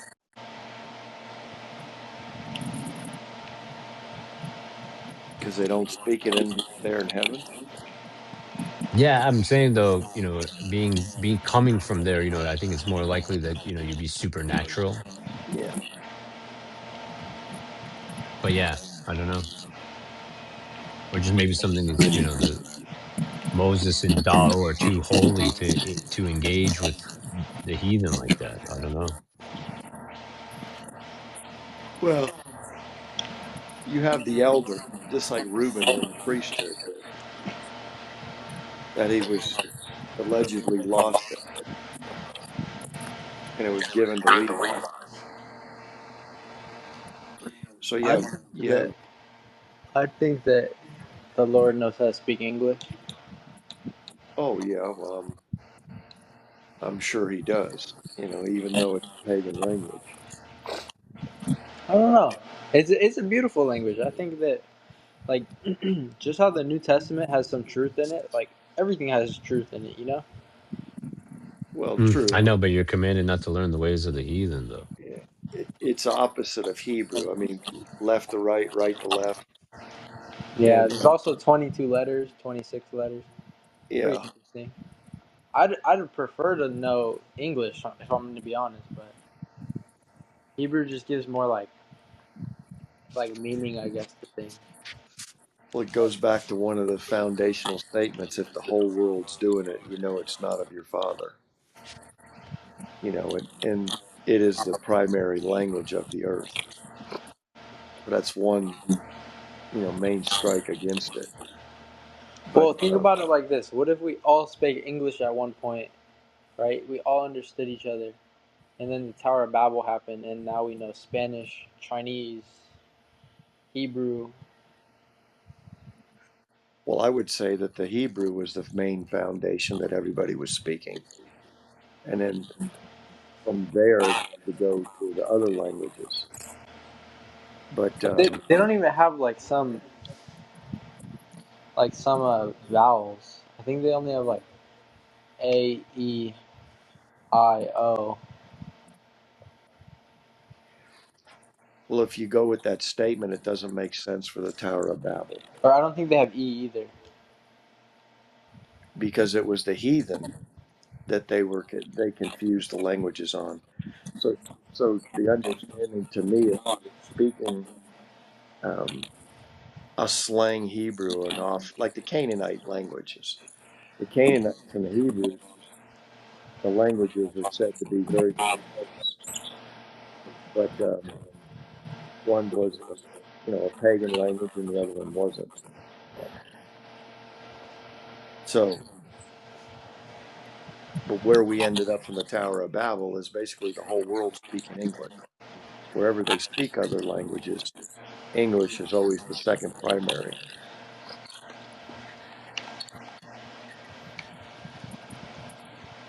Yeah. Brother Mayron, you want to go on with verse not chapter 9?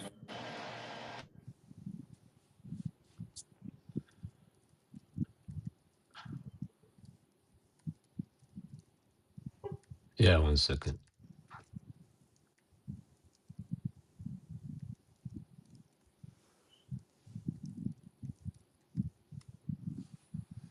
All right, chapter 9. Verse 1. O Israel, do not rejoice jubilantly like the nations, for you are unfaithful to your God. You love to receive a prostitute's wages on all the floors where you thresh your grain. Verse 2. Threshing floors and wine vats will not feed the people, and new wine only deceives them. For example, the New Testament. Yeah, and that they wanted prostitute wages on the threshing floor, which prostitutes got better wages than anybody else. So they want high wages for their labors. Yeah, the new wine, verse 3. Verse 3. They will not remain in Nao's land. Ephraim will return to Egypt. There's another There's one. there's another one. Hold on, let me write these down. What was the first one? It was it was at 8:13 or 7:13. You already wrote it down. or you acted like I thought you I know, read. but then I didn't find a pencil and I didn't write it down. Now I found a pencil. Well, All let's. right, here we go. This one is Hosea 9:3. I think it was in the last chapter. It was in verse 13. It was verse 13, wherever it is. What if the Yeah, what if the 12 8 tribes were a lie? 8:13. Got it, brother. I'm sorry. Go ahead, Julian, brother. I I just asked, what if the 12 tribes were like a lie? Well, Well, they are alive. It's 11 tribes.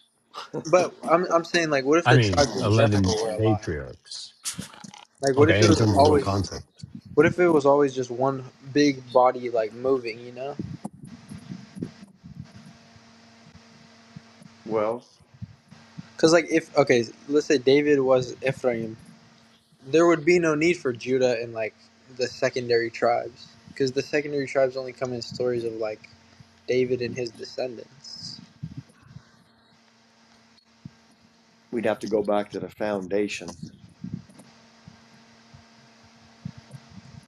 which is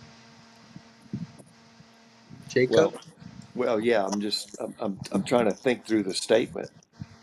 I can't reject it scripturally Yeah. um, right away, but if it was one tribe and Ephraim was, um, No, just Israel in general, like not yeah, Ephraim. but they would have to have a lawgiver, appointed for them according Uh, to Scripture. yeah. So what if we went back to like Adam and Eve, the seed, the ones who are destined for fate through evil works like Cain, and then the ones who are destined to the God seed through Abel and Seth. Well, if you look at Jeremiah 7:22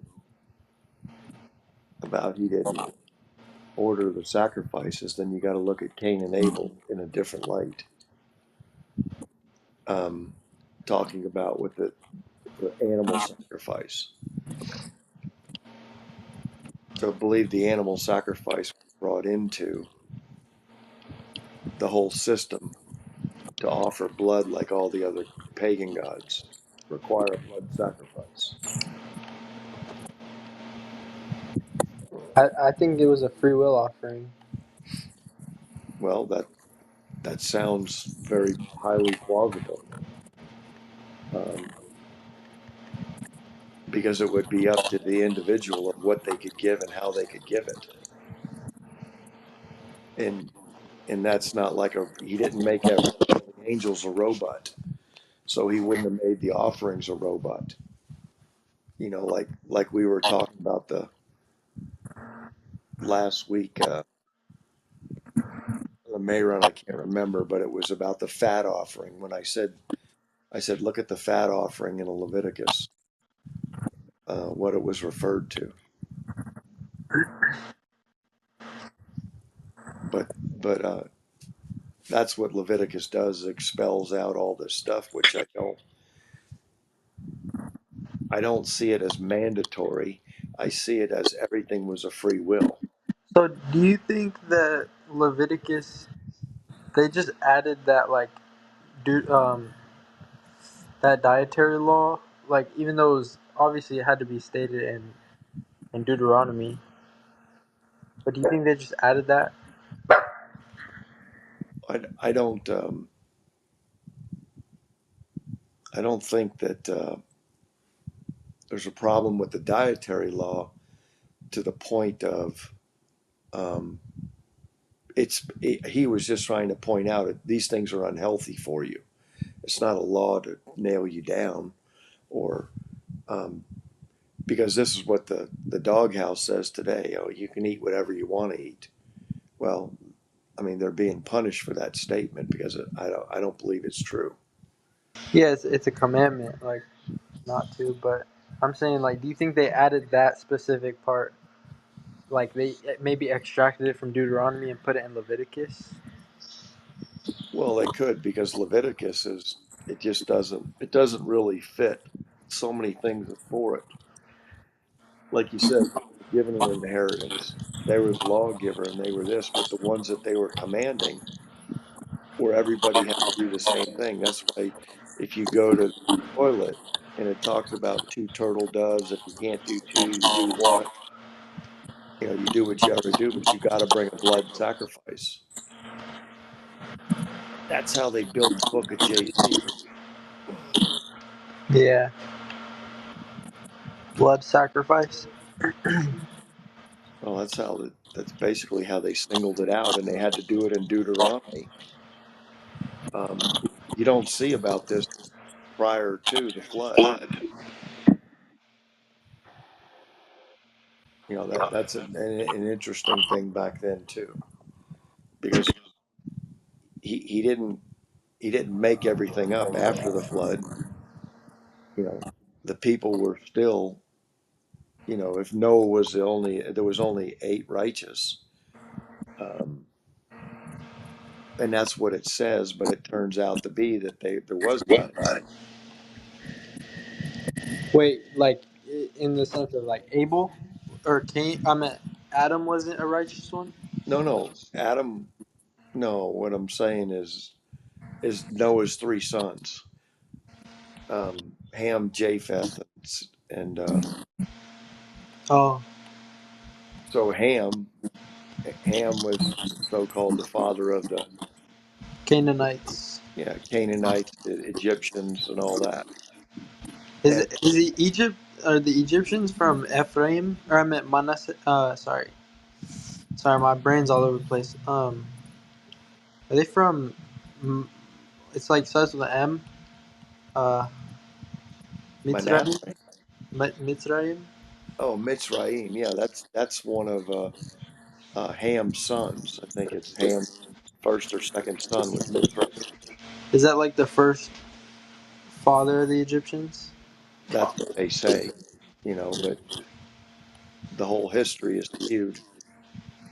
Yeah, it is.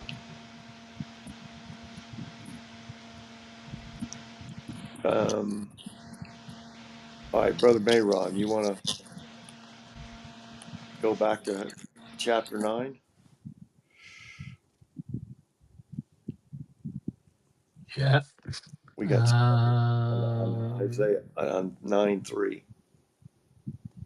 9:3. Oh, sorry. 9:3. Verse 4. They will not pour out drink offerings of wine to Ao. They will not please him with their sacrifices. Their sacrifices will be like bread eaten while in mourning. All those who eat them will make themselves ritually unclean, for their bread will be only to satisfy their appetite. It will not come into the temple of Ao. Verse 5. What will you do on the festival day, on the festival days of Ao? Verse 16. Look, even if they flee from destruction, Egypt will take hold of them, and Memphis will bury them. You The notice how they we, mentioned Memphis. yeah, the weeds will inherit the silver they treasure. Thorn bushes will occupy their homes. Verse 7: the time of judgment is about to arrive. The time of retribution is imminent. Israel will be humbled.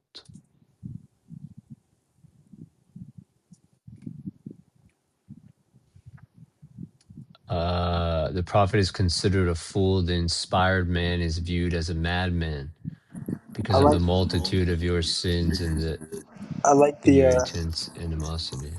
I like the verse that you always bring out. Is this 9? Yeah, Hosea 9:7. The translation is different, but yeah, that's my verse. Um, The wait. days of visitation are come, the days of recompense are come. Israel shall know it.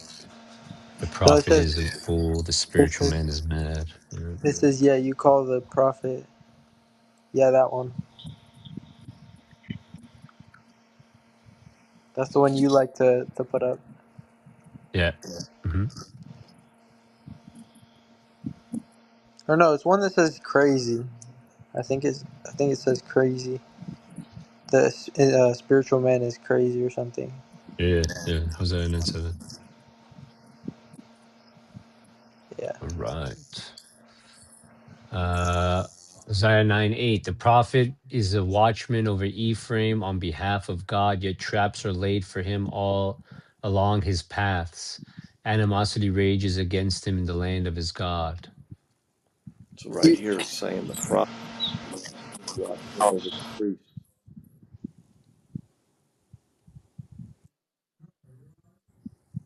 Just where the prophet, like what tribe the prophet's from.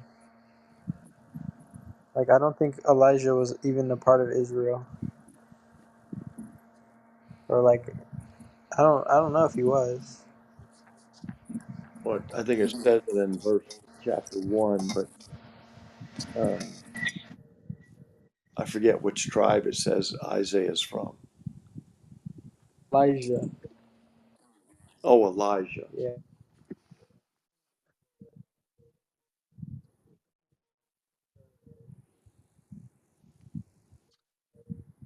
Hmm.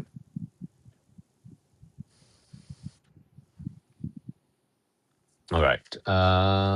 Number verse 9. They have sunk deep into corruption as in the days of Gibeath. He will remember their wrongdoing. He will repay them for their sins. When I found, verse 10, when I found Israel, it was like finding grapes in the wilderness. I view your ancestors like an early fig on a fig tree in its first season. Then they came to Baal Peor, and they dedicated themselves to shame. They became as detestable as what they loved.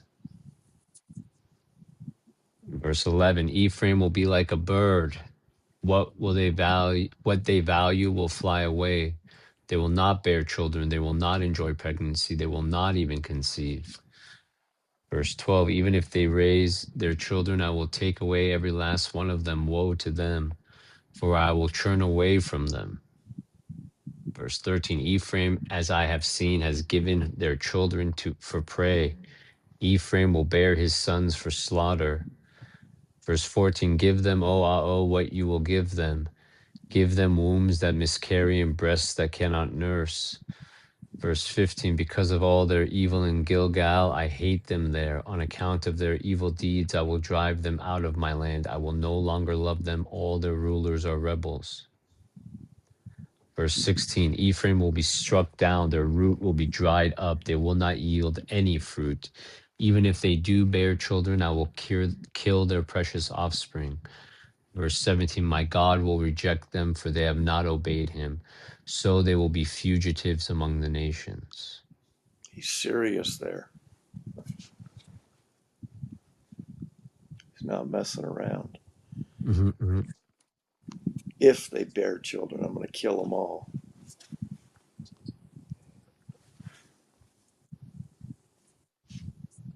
All right. Chapter 10. Hmm. Verse 1, Israel was a fertile vine that yielded fruit. As his fruit multiplied, he multiplied altars to Baal. As his land prospered, they adorned the fertility pillars. Verse 2, their hearts are slipping soon as they will be punished for their guilt. will break their altars. He will completely destroy their fertility pillars. Verse 3, very soon they will say, we have no king since we did not fear But what can a king do for us anyway? Verse 4, they utter empty words, taking false oaths and making empty agreements. Therefore, legal disputes sprout up like poisonous weeds in the furrows of a plowed field. Verse 5, the inhabitants of Samaria will lament over the calf idol of Beth Aven. Its people will mourn over it. Its idolatrous priests will wail over it, because its splendor will be taken from them into exile. Verse 6, even the calf idol will be carried to Assyria as tribute for the great king. Ephraim will be disgraced. Israel will be put to shame because of its wooden idol. Verse 7, Samaria and its king will be carried off like a twig on the surface of the waters. Verse 8, the high places of the house of the I'm sorry, the high places of the house of wickedness will be destroyed. It is the place where Israel sins. Thorns and thistles will grow up over its altars. Then they will say to the mountains, cover us, and to the hills, fall on us. Verse 9, O Israel, you have sinned since the time of Gibeah, and there you have remained. Did not war overtake the evildoers in Gibeah? When I please, I will discipline them. I will gather nations together to attack them, to bind them in chains for their two sins. Verse 11, Ephraim was a well-trained heifer who loved to thresh grain. I myself put a fine yoke on her neck. I will harness Ephraim. Let Judah plow. Let Jacob break up the unplowed ground for himself. Verse 12, sow righteousness for yourselves. Reap unfalling love. Break up the unplowed ground for yourself, for it is time to seek Ao until he comes and showers deliverance on you. Verse 13, but you have plowed wickedness, you have reaped injustice, you have eaten the fruit of deception, because you have demanded on your chariots, you have relied on your many warriors. Verse 14, the roar of battle will rise against your people. All your fortresses will be devastated, just as Shalman devastated Beth Arbel on the day of battle when the mothers were dashed to the grounds with their children. Verse 15, so will it happen to you, O Bethel, because of your great wickedness. When that day draws, the king of Israel will be destroyed.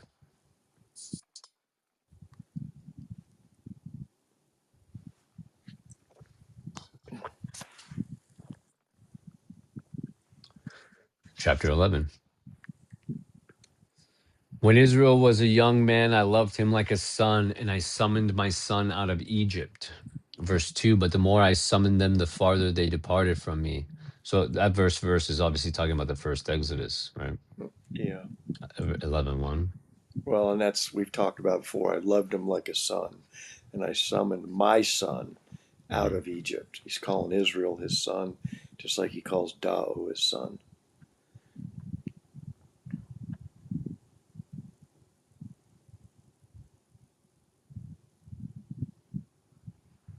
Verse 2, but the more I summoned them, the farther they departed from me. They sacrificed to Baal idols, they burned incense to images. Verse 3, yet it was I who led Ephraim. I took them by the arm, but they did not acknowledge that I had healed them. Verse 4, I drew them with leather cords, with straps of hide. I lifted the yoke from their neck. I gently fed them.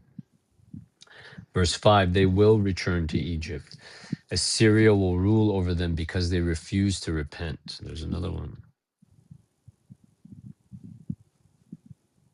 It's 11:5. 5.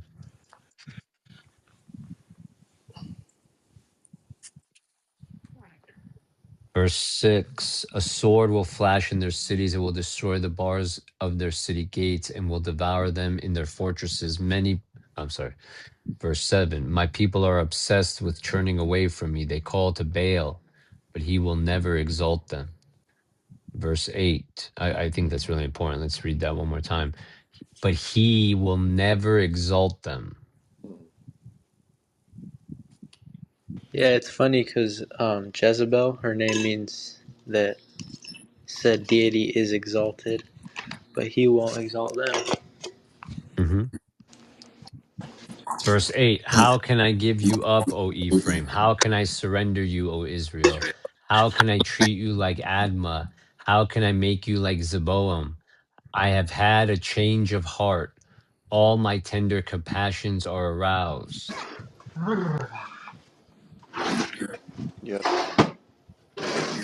You have, you have to mute. Who's this? Yeah, Oh, Brother my Julian. bad. That's all right. Uh, Read that one again, verse 8. how can I give you up, O Ephraim? How can I surrender you, O Israel? How can I treat you like Admah? How can I make you like Zeboam? I have had a change of heart. All my tender compassions are aroused. Verse 9, I cannot carry out my fierce anger. I cannot totally destroy Ephraim because I am God and not man, the Holy One among you. I will not come in wrath.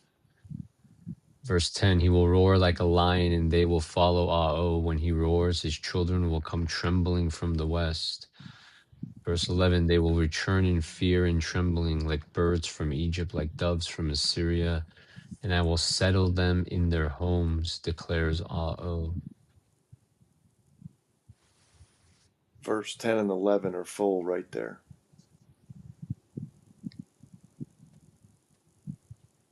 His children will come trembling from the west. Mhm. And I pondered that this morning when she read that. And I was thinking that it would, if they're going to come from the east to the west. Um, but I don't know if this is when they were destroyed. They're coming from the west towards the east.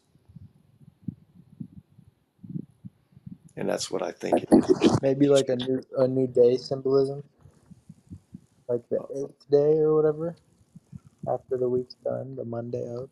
You know, Mhm. they'll come trembling. They will return in fear and trembling like birds from Egypt, like doves from Assyria, and I will settle them. Now that's the second Exodus there. The aftermath, Hmm. like they're probably they're going to a new dawn, a new day. Well, in verse 10 is after they were destroyed, they're coming from the west trembling. And now in verse 11, they're going back to the second Exodus, heading back west. Hmm. Mm. Verse 12. Ephraim has surrounded me with lies. The house of Israel has surrounded me with deceit, but Judah still roams about with God. He remains faithful to the Holy One. No, that's not right. I think that should maybe say Manasseh. Yeah, Can you say? Can you say? Can you read it again? It says, verse 12, Ephraim has surrounded me with lies. The house of Israel has surrounded me with deceit. But Judah still roams about with God. He remains faithful to the Holy One. that's JC That's in a there. JC corruption. I think it has to be Manasseh But because isn't that the contrast but what there? about So you think Manasseh's gonna be like? It's not gonna be Ephraim. No, No, Ephraim is only above Manasseh because of David. But it says Manasseh that is the he. firstborn, so it's Manasseh's right. But it's And that's why he says, I know, my son. Don't worry. uh wait, in what verse? I Where know it. when he's blessing Ephraim and Manasseh, and Joseph or gets mad and says, no, no, Manasseh is the first. And he says, I know, my son. But that's why he is basically, to me, is God saying he's prophesying that Ephraim would fail, but also that the Messiah, though, would be of Ephraim's lineage. Huh. It's not that Manasseh doesn't have what he's owed as the firstborn. It's just that he gets it at the end. Ephraim oversees it while it falls. That makes sense. That makes sense. brother. It's And also hence like the prodigal son being the younger son, right? it's Where also like Manasseh, Joseph. Joseph like favored Manasseh a little bit. and think about Manasseh never departs. So Manasseh's the older son in the prodigal son story, right? That they stole, right? Who's complaining about Ephraim. Look at this guy. Let's go. Wait, what are you referencing? The prodigal son in what is it, Luke? It's The new it's in the what toilet. it's what I read to DJ, or what I quoted, not quoted. I was what I paraphrased to DJ about the prodigal son being lost. And you said, "Isn't that in the New Testament?" And I said, "Yeah, there's some truth there." But again, brother, go to Genesis 49 and let's read that while you bring that up. What Jacob says um, to Joseph.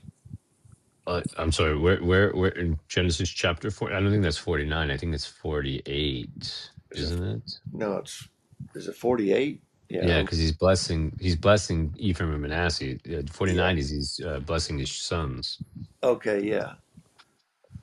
All right. Okay, here we go. Yeah, Genesis 48, verse 1. And it came to pass after these things that one told Joseph, behold, your father is sick, and he took with him his two sons, Manasseh and Ephraim. Verse 2, and one told Jacob and said, behold, your son Joseph comes to you. And Israel strengthened himself and sat upon the bed. It's interesting that, just 1 second, just pausing, notice that Jacob is sick, Yeah. and then Ephraim and Manasseh come, right? We think about like the priesthood, designed to heal, right? And give life by teaching Torah, right? Verse 3, and Jacob said to Joseph, God Almighty appeared to me at Luz in the land of Canaan and blessed me. Verse 4, and said to me, behold, I will make you fruitful and multiply you and make of you a multitude of people, and will give you this land to your seed after you for an everlasting possession. Verse 5, and now your two sons, Ephraim and Manasseh, which were born to you in the land of Egypt, before I came to you in Egypt, are mine. As Reuben and Simeon, they shall be mine. Verse 6, and your issue which you shall have after them shall be yours, and shall be called after the name of their brethren in their inheritance. Verse 7, and as for me, when I came from Paddan, Rachel died by me in the land of Canaan in the way, but yet when there was yet but a little way to come to Ephrath, and I buried her there in the way of Ephrath. The same is Bethel. That's in Verse the 8. that's in the Uinta Mountains. Go ahead. Verse 8, and Israel beheld Joseph's son and said, who are these? And Joseph said to his father, these are my sons whom God has given me in this place. And he said, bring them, I pray you, to me, and I will bless them. Verse 10, now the eyes of Israel were dim for age, so that he could not see. And he brought them near to him, and he kissed them and embraced them. Verse 11, and Israel said to Joseph, I had not thought to see your face, and lo, God has also shown me your seed. Verse 12, and Joseph brought them out from between his knees and bowed himself with his face to the earth. And Joseph took them both, Ephraim in his right hand toward Israel's left hand, and Manasseh in his left hand toward Israel's right hand, and brought them near to him. Verse 14, and Israel stretched out his right hand and laid it upon Ephraim's head, who was the younger, and his left hand upon Manasseh's head, guiding his hands wittingly, for Manasseh was the firstborn. Verse 15, and he blessed Joseph and said, God, before whom my fathers Abraham and Isaac did walk, the God which fed me all my life long until this day. Verse 16, the angel which redeemed me from all evil, bless the lads, and let my name be named on them, and the name of my fathers Abraham and Isaac, and let them grow into a multitude in the midst of the earth. Verse 17, and when Joseph saw that his father laid his right hand upon the head of Ephraim, it displeased him, and he upheld his father's hand to remove it from Ephraim's head unto Manasseh's head. Verse 18, and Joseph said to his father, not so, my father, for this is the firstborn. Put your right hand upon his head. Verse 19, and his father refused and said, I know it, my son, I know it. He also shall become a people, and he also shall be great. But truly his younger brother shall be greater than he, and his seed shall become a multitude of nations. And see, like for me, what that means is it's a prophecy of David Hmm. and the Messiah being from Ephraim's lineage, basically fulfilling Genesis 39:7, where everyone bows to him, right? Verse 20, and he blessed them in that day. This is the most beautiful blessing I feel that I always mention, right? Because if you remember that, Ephraim and Manasseh, as he said earlier, were born in Egypt, away from his brothers, away from Jacob, away from Israel, right? But at the end, Israel still takes them as his own. Verse 20, And he blessed them that day, saying, in you shall Israel bless, saying, God make you as Ephraim and as Manasseh. And he set Ephraim before Manasseh. Verse 21, and Israel said to Joseph, behold, I die, but God shall be with you and bring you again to the land of your fathers. Verse 22, moreover, I have given to you one portion above your brethren, which I took out of the hand of the Amorite with my sword and with my bow.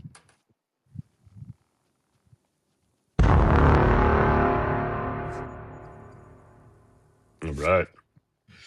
You know, it's interesting that you brought up as, and I pondered this before, Jacob got energy to prop himself up into bed. And then it says his eyes were dim and he couldn't see the children. When it said that Moshe was without diminish, talking about his health. When he ran up the mountain, his eyesight was perfect. Everything was about him. And here's Jacob. And the only thing I can see the reference between the two, why was Moshe, blessed in health and all that when took him, and Jacob was not, is because of the first blessing, honor thy father and thy mother, and thy life will be long on the earth. That's the only reason that I could think why Jacob was in the health condition that he was before he died, even though that he's the father of Israel, Israelites. Anyway, still pondering that. I've pondered that for a while. Um, yeah, no, that was beautiful about Jacob blessing Manasseh. I know my son. Don't worry about it. His blessing Yeah. will come. All right, we're on Hosea chapter 12. 12. Chapter 12, verse 1. Ephraim continually feeds on the wind. He chases the east wind all day. He multiplies lies and violence. They make treaties with Assyria and send olive oil as tribute to Egypt. This Wait, is the verse hold we were on. talking about. Yeah, good. Um, the brother in the chat's raising his hand, and I just read something similar to what you just said. I think it's in Proverbs 12. Yeah, here, 1 second. Let me invite Bring him up. Jay on. Or Yeah, I just invited him. Um, Something has to do with wind and like not respecting your parents, or like bringing down your household. Okay, he that troubleth his own household shall inherit the wind. The fool shall be servant to the wise of heart. well, when we started this, Hosea, right? Well, as soon as we started up, we were talking about the east wind, and we were referencing 12:1. But if you look up east wind and search it, it has to do with destruction. The locust, the east wind brought the locust, the east wind brought the hail, the east wind brought the blight. So, do you think the east wind brought the locust and sent it back for like to the east with the west wind? No, no, I'm just saying that if you go to the King James and you search east wind, it comes up in about 11 different scriptures, but it's every time the east wind is mentioned, it has to deal with destruction. Hmm. I'm not on, I can't see, but does Jay has a question? Okay, Stephanie. Oh, Steph. I Shalom. wanted to. Okay, I wanted to ask. You said that you believe Yasharel got that he was blind at old age because he didn't honor his parents. How did he not honor them? I don't remember reading that. Well, Jacob, when he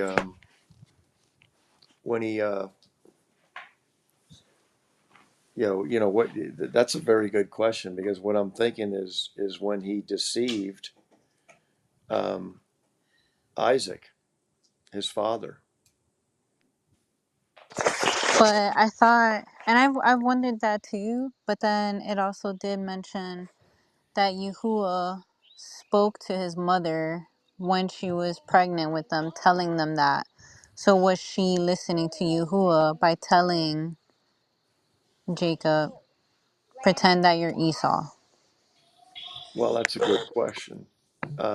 I don't know. Um, but at the end of the day, it was still, um, he deceived his father at that moment. And I've always wondered why, is this why he had to go to Laban and he had to, um, labor for 15 years, 7 years for Leah and 7 years for um, Rachel. Rachel? Because of that, he was paying for I don't know, but it just made me think of why did Moshe, he was not impeded. But that's a very good question. But you're correct about Rachel. I don't know where that scripture is where she says she had a dream. I'd have to. I'll look for it now and send it on the chat on the bottom. And then also, didn't his father also, wasn't he also blind too at the time that he was about to pass? I believe he Isaac? was. Yeah, I believe Isaac was also almost blind or almost blind at the time that he had passed. Yeah, I believe that's correct. So then I wondered if there was a correlation with that as well. When I had read that back then, why it mentions that both of them were almost blind. I don't know, but I Well, just wanted to ask that question. I don't know if Isaac deceived Abraham in any way like Jacob did. Um, but that you've there's a thread there that I just need to look into Mhm. and see where that come from. But I always, it says Moshe. I think they say Moshe was not impeded in his health. It Mhm. means that he didn't have any. His eyesight was perfect. His health was perfect. He wasn't sucking wind walking up the hill, up the mountain. Anyway, it's interesting though. Okay, just thought I'd ask. Well, you brought up a lot of good points. Now to ponder are even greater or search them out. Mhm. Yeah. Um, we were on Hosea 12:1, and Julian brother, you were talking about the wind, and then we talked about the east wind. But brother Mayron, you want to go ahead and you want to just read it again, and we'll do chapter 12. We got two more chapters to go. I'm sorry. Do you guys want to talk about the East one, or you want me to keep reading it? Yeah, I don't. I think we already did. I thought you just want to go ahead and at least I did, unless Julian's got something else. Now we can read. Okay, go ahead, brother, and read.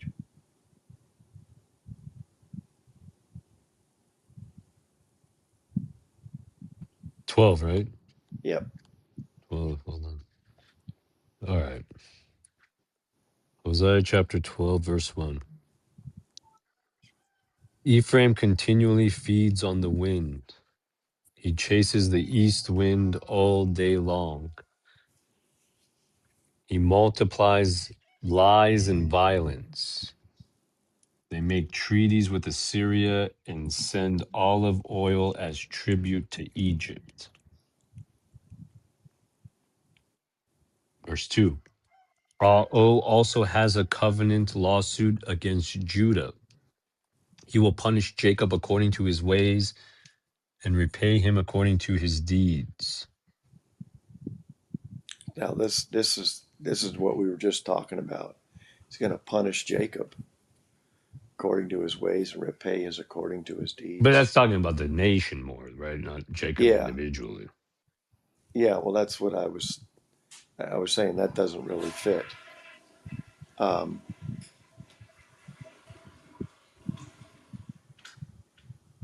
you said something though. You know how he's going to send tribute to Egypt. If you go to Second Kings, I don't maybe chapter 8 or something. It's talking about Pharaoh Necho after Josiah was got killed. He took his one son and he sent the oldest son of Josiah, and sent him to Riblah. Remember, Riblah is what we talked about a couple weeks. It's Cheyenne, Wyoming, on that trail. But Riblah is where um, Nebuchadnezzar killed Zedekiah and his family and the priesthood there. But anyway, what he did is Pharaoh Necho took the first son, sent him to Riblah, where it was said he was put into prison, and he put the younger son into Jerusalem to run Israel, and he had to pay tribute to the Egyptians. So this is where I was just thinking here, and it says, and send olive oil as tribute to Egypt. It made me think of Josiah's two children, that Pharaoh Necho put the second one in place. I didn't want to get off base here, but anyway, I just wanted to bring that point up. We're in verse 3.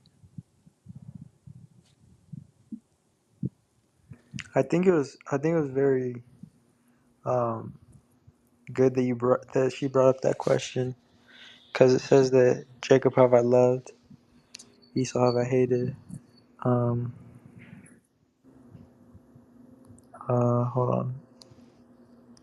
I think it's in Proverbs, like the beginning of Proverbs. It says that like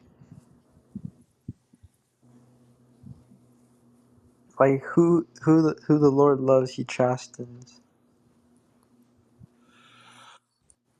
Say it. Oh, who he knows he chastens, who he loves he chastens, I think Yeah, is but what it says. I don't know what verse it is. It's in like Proverbs, maybe 9, maybe 7.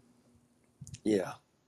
But like again, he really could have like done harm to him, for in the sense of like in like the Job sense, to see if he loves him that much, you know. Yeah. Um, Open rebuke is better than secret love. Uh, Well, this is Hosea 12:2 is about Jacob personally, because look at yeah, verse yeah, 3. and that's why it's perfect, because I love them that love. Hold on, I can't find the verse, but I think you know what verse I'm talking about. Oh, he chastens those he loves. Yeah, yeah, yeah. I'd said it. And I've said it to a lot of people. If you're not being chastened, you better look around and look whose you are. yep, Because he said the wicked is their their life is this world. They don't have a second world, so their blessing is this world. So they get the fame, the fortune, the money, the life, the long life, all that's business. But they don't get yeah. into the second part. Brother Well, Mayron. that's kind of like why he could have given him blindness. Well, it could be. Um, I just know the first blessing is in the book is honor your father and your mother, and your life will be long on this earth. And Yeah, I've the a always lying pondered. tongue is abominable, right? Yeah. Out of the Most High's mouth, a lying tongue Yes. is Yes. is worse than like a lot of things. Well, that is the seven things he hates the most that are in Proverbs, Mm-hmm.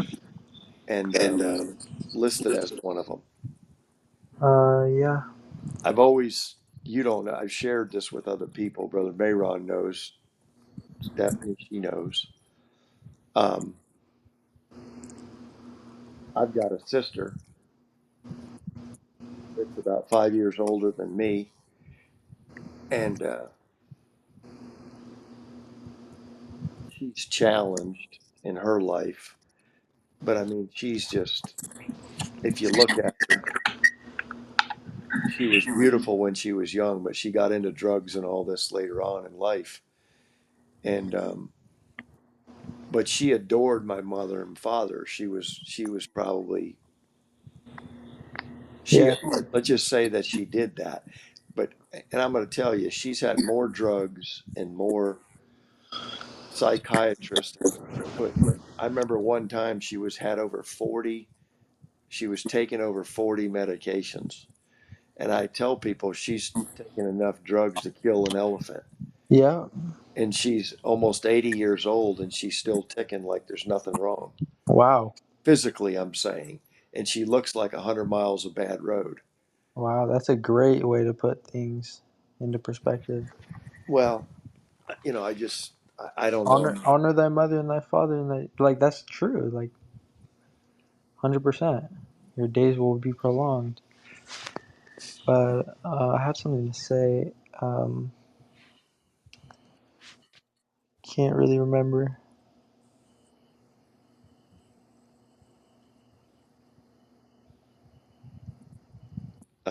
Did you get your answers about um, Ephraim being the first priesthood, Manasseh being the second? I mean, Yeah. Yeah. I did.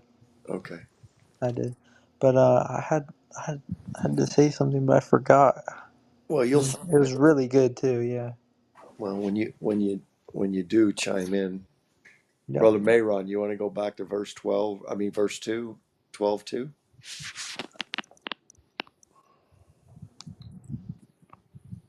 Uh 12:3, right? We read 2. Yeah, we read 2. Go ahead. I'm sorry. In the womb he attacked his brother. In his manly vigor he struggled with God. Verse 4. He struggled with an angel and prevailed. He wept and begged for his favor. He found God at Bethel, and there he spoke with him. Verse 5. As for Ah, O God Almighty, Ah, O is the name by which he is remembered. Verse 6. But you must return to your God by maintaining love and justice, and by waiting for your God to return to you. Verse 7. The businessmen love to cheat, they use dishonest scales. Verse 8. Ephraim boasts, I am very rich, I have become wealthy, and all I have done to gain my wealth, no one can accuse me of any offense that is actually sinful. Doesn't that sound like the dog houses?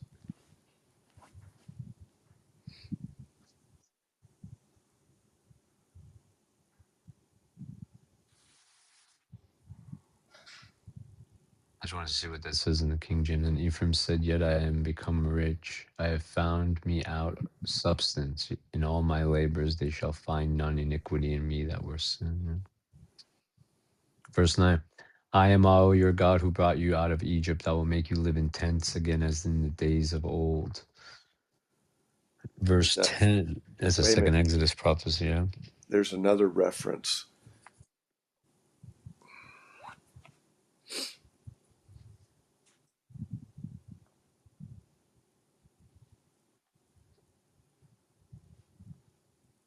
I spoke to the verse I, 10. I spoke I to the sorry. I remember it now. Um, like we have to think about who was speaking to Jacob for him to do that to Isaac, his father. Like for no reason, really. Like it was just literally in the moment, the heat of the moment. She was like, "Go do this." And in Ecclesiastes 7, I believe 29, it says that he's found this. The preacher says that he's found zero righteous women. When it comes to men, he's only found, I think, like a 1 in 4 or something, because men have given into wicked devices or whatever, inventions. And if you look at it like that, like his mom was definitely like in the wrong, putting things in his head to dishonor his mother or his father, right? To be crafty, to have like she had like the serpent seed in her, Rebecca, to be like, go and lie to your father this bad so you can unjust gain, you know? I feel like Jacob in a way is why Esau, like, he was a crucial part of Esau's, like, spiral in life. But Well, it shows how she feared Esau, her mother. yeah, it's true. But maybe she envied him, you know? Maybe she feared him so much that she wanted to see him fall. Just who knows? Yeah, we really don't like have the whole story context upon context. She's up. Should I invite her?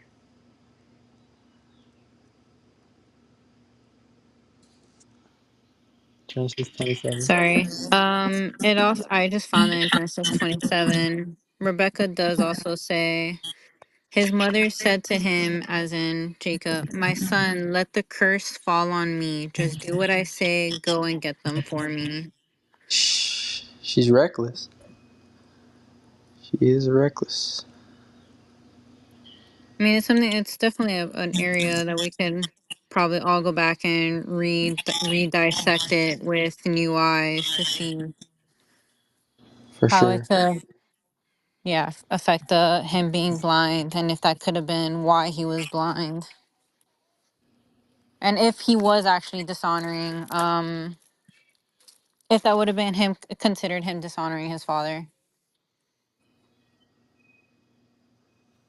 Well, no, it's a very good um, what you found.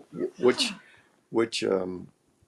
what were you reading in that when she said, "Let the curse fall on me"? It's in Was that the Genesis 27, and the verses.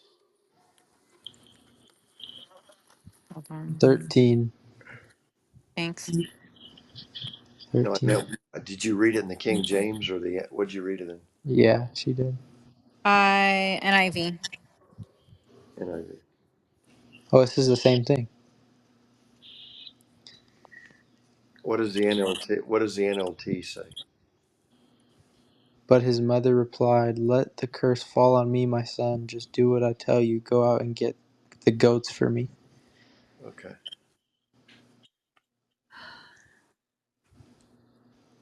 It's like the same thing, but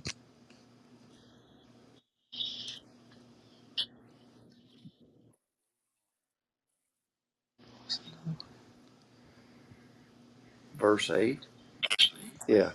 Were we at verse 8? wait, isn't she also the one who laughed at God? No, that Or was no, that's Sarah. That's Sarah. That's Sarah. yeah. All right, all right.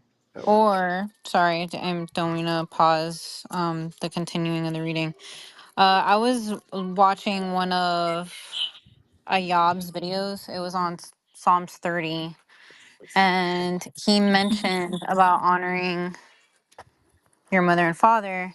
But the way he mentioned it, it made me think in my head, or maybe he said it. It was something he said that it sounded like the reason why that was brought up back then is so then the Israelites would then they knew they knew who Aho was.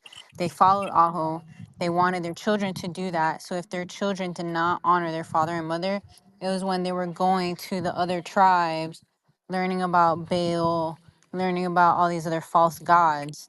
So that's why that commandment was in place to honor your mother and father, so you wouldn't stray away from Aho. So then, being that Rebecca was actually encouraging him to do the wrong thing, despite it being his mother, it led him to a downfall as well because it wasn't the right thing to do. That could be a possibility. yeah. Just thought. Yeah, it is. Well, it's. I mean, this is how you try to get the home base. You got to consider all these options, but there's a reason um, why all this is happening.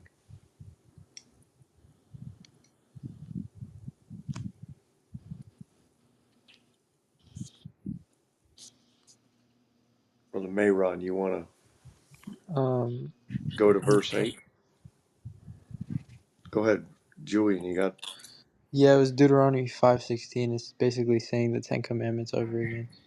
Honor thy father and thy mother as the Lord thy God hath commanded thee, that the days may be prolonged, that and it may go well with thee. And then verse 29. Oh that there were such an heart. Oh that there were such an heart in them, that they would fear me and keep all my commandments always, that it might be well with them and with their children forever. So yeah, it would have been well with him. Like I don't think an innocent man needs to be struck with blindness. Like that's a pretty big like setback in life. Even if you're in your old age, like where does it say that he's struck with blindness again? It just says his eyes were dim. Dim. So like he could see a little bit type of Yeah, it's just people in old age losing their eyesight, I guess. something caught up with him. I mean, yeah, All right, we can continue. We should continue. yeah. I don't know. Yeah. Um, on Mayron, we're at verse 8, 12:8. I thought we were at 10. Oh, 10. I'm sorry. I spoke to the prophets. I myself revealed many visions. I spoke in parables through the prophets. Verse 11, is there idolatry in Gilead? Certainly its inhabitants will come to nothing. Do they sacrifice bulls in Gilgal? Surely their altars will be like stones heaped up on a plowed field. Verse 12, Jacob fled to the country of Aram. Then Israel worked to require a wife. He tended sheep to pay for her. Verse 13, the Lord brought Israel out of Egypt by a prophet, and due to a prophet, Israel was preserved alive. Verse 14, but Ephraim bitterly provoked him to anger, so he will hold him accountable for the blood he has shed. His Lord will repay him for the contempt he has shown. The contempt of Ephraim.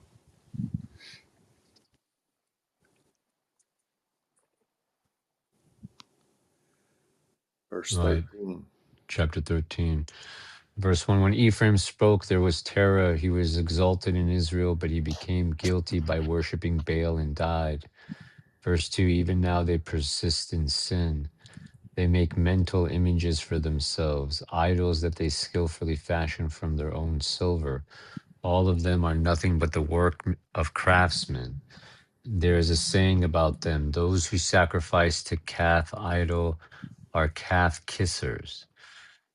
Verse 3, therefore they will disappear like the morning mist, like an early morning dew that evaporates, like chaff that is blown away from a threshing floor, like smoke that disappears through a window. Verse 4, but I am your God who brought you out of Egypt. Therefore you must not acknowledge any God but me. Except for me, there is no Savior. I cared for you in the wilderness. I'm sorry, verse 5. I cared for you in the wilderness, in the dry desert where no water was. Verse 6. When they were fed, they became satisfied. When they were satisfied, they became proud. And as a result, they forgot me. Verse 7. So I will pounce on them like a lion.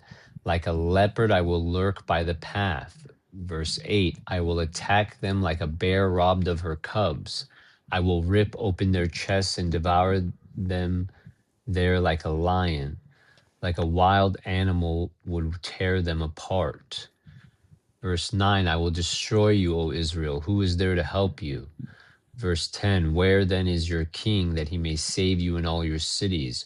Where are your rulers for whom you ask, saying, give me a king and princes? Verse Where 11, can you read verse 10 again? where then is your king that he may save you in all your cities? Where are your rulers for whom you asked, saying, give me a king and princes? 1 Samuel chapter 8. It doesn't. It doesn't say that I am your king before. In the KJV, it says, "I will be thy king." Where is any other that may save thee in all thy cities, and thy judges of whom thou sayest, "Give me a king and princes." Well, this is what he said. Samuel, Samuel, they're not rejecting you; they're rejecting me. If they want a king, give them a king, but first tell them what he's going to do. Yeah, they kind of just took that out though, like him saying that I'm your king. Well, I think in this fitting, it's more appropriate that would give me a king and princes, is where I was asking him, where's your king that you wanted, that he may save you, and uh, you're not going to be saved by your king. He's mocking him right here, just like he did in First Samuel 8.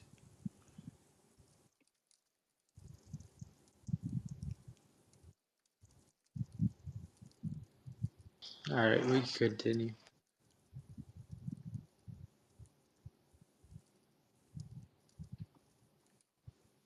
Brother Mayron, verse 11.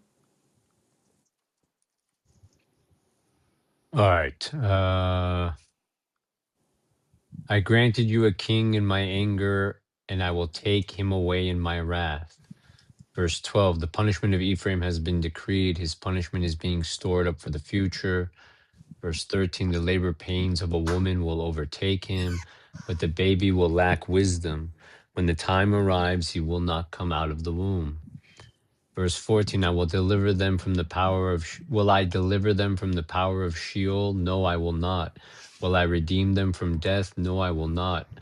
O death, bring on your plagues. O Sheol, bring on your destruction. My eyes will not show any compassion.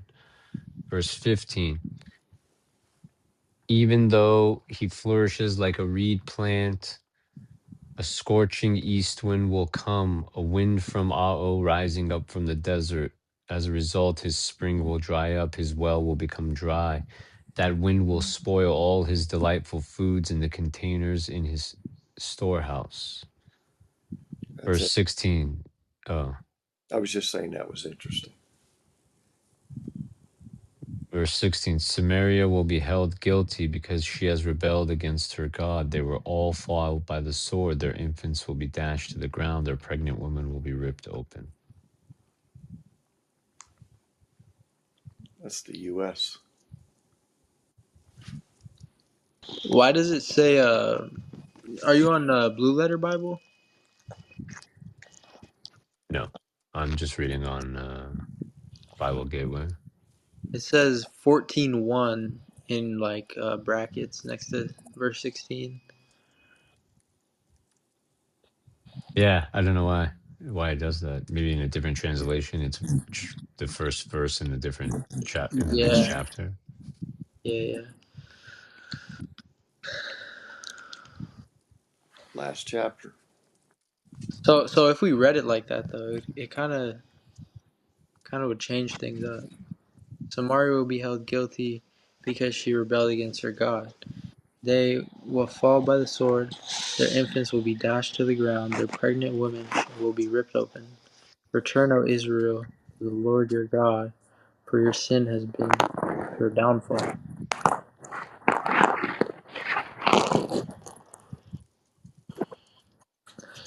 Yeah.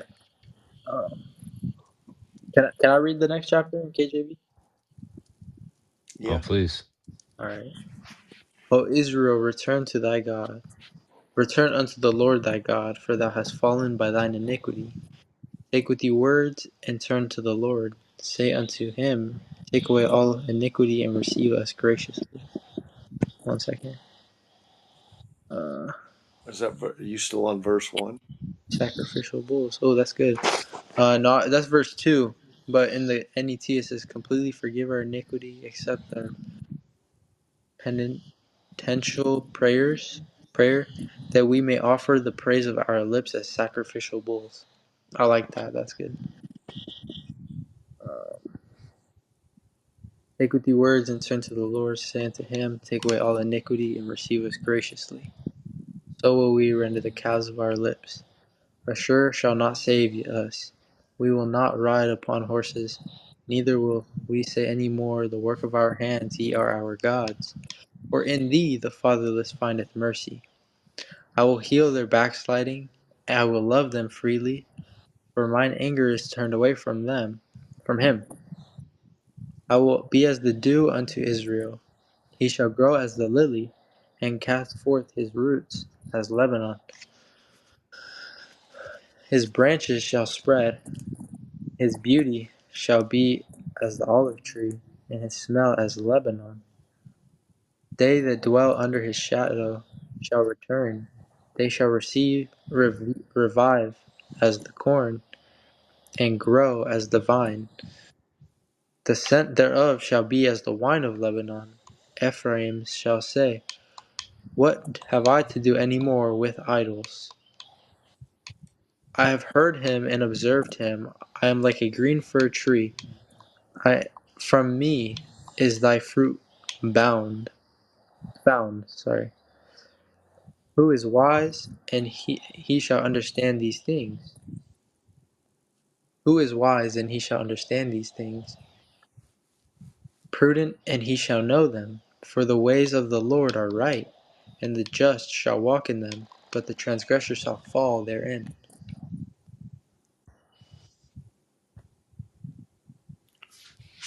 Hallelujah. Hallelujah. All praises to God. Alone.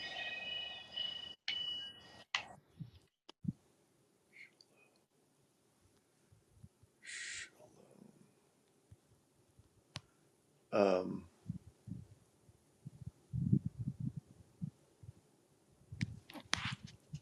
anything else anybody wants to add, or going back on something we talked about? What do you guys think about this verse in the preacher, so to speak, Ecclesiastes? I This, don't think it. I it don't think Solomon. no. I'm just saying, like in general, like Oh, this verse right here. It kind of says a lot without. But I which don't verse? know. Okay, I'll read it from verse 21. Hold on, gotta find it first. It's chapter 7. Um, for often, hold on, Are you in what chapter and verse? 7:25.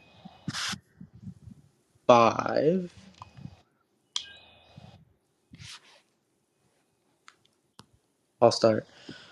I applied mine heart to know and to search and to seek out wisdom and the reason of things, and to know wickedness of folly, even even of foolishness and madness. And I find more bitter than death the woman whose heart uh, is snares and nets, and her hands as bands. Whoso pleaseth God shall escape her. Whoso pleases God shall escape her. Where is it? Sorry. But the sinner shall be taken away by her. Behold, this have I found, saith the preacher, counting one by one to find out the account, which yet my soul seeketh, but I find not. One man among 1,000 have I found, but a woman among all those have I not found. Lo, this only have I found, that God hath made man upright, but they have sought out many inventions.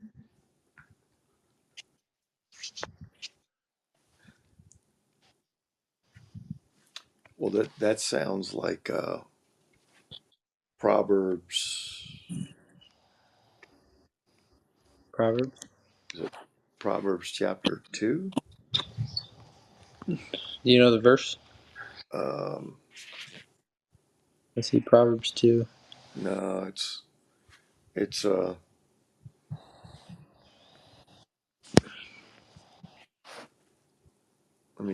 me search for it. For her house inclineth unto death, and her paths unto the dead. None Yeah, that go unto her return again, neither take they hold of the paths of life. and where you you're in two what? Which forsaketh the God of her. 17. 2:17. Yeah, but I think it starts from like 16 actually. 16 to 22.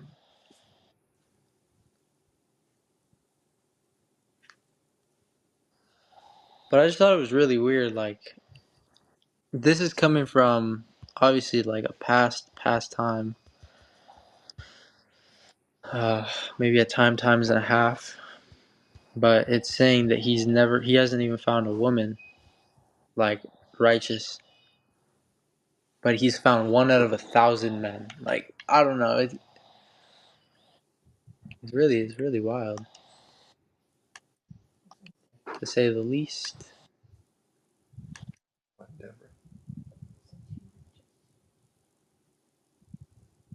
Yeah, now was Deborah righteous?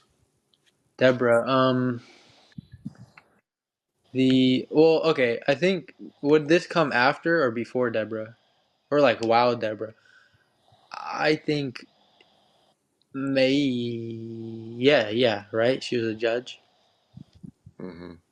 hmm So yes, but was this before or after the preacher?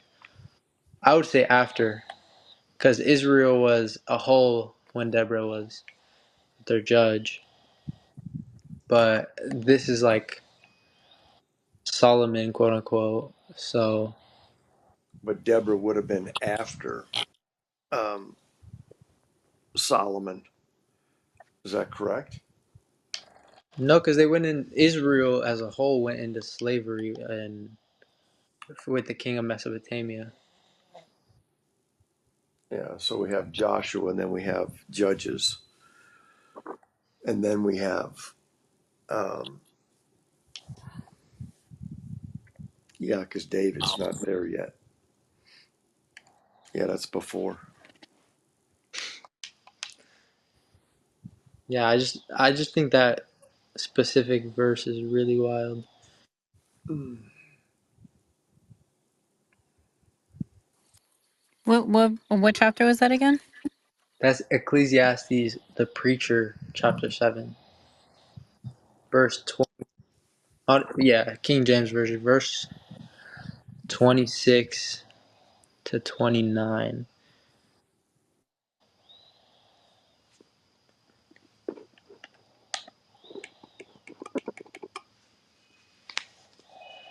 I'd like to see it in other translations though, like NET or NLT. NLT. Now Ruth would be after, but before David.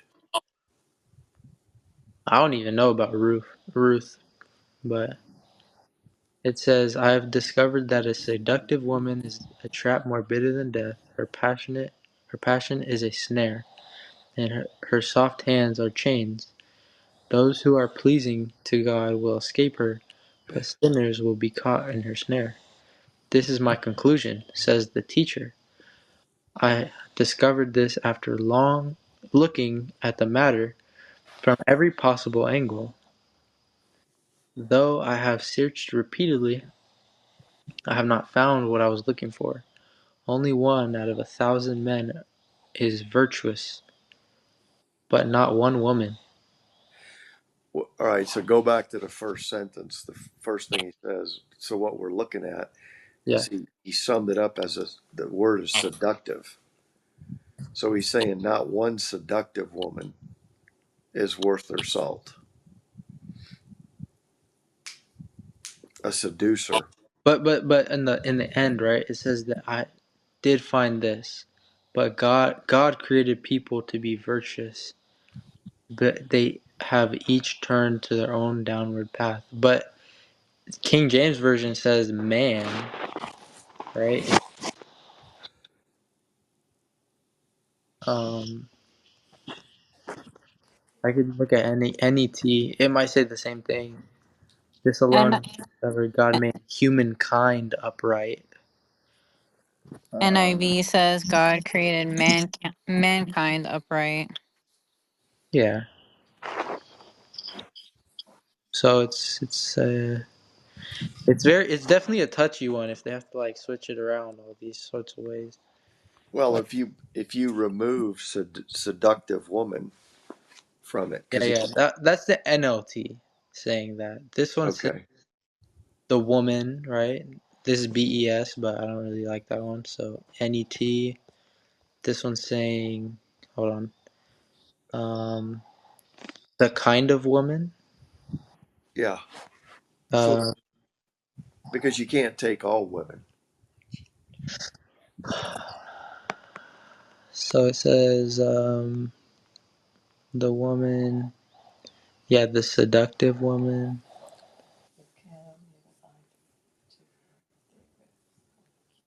I just think this one is very.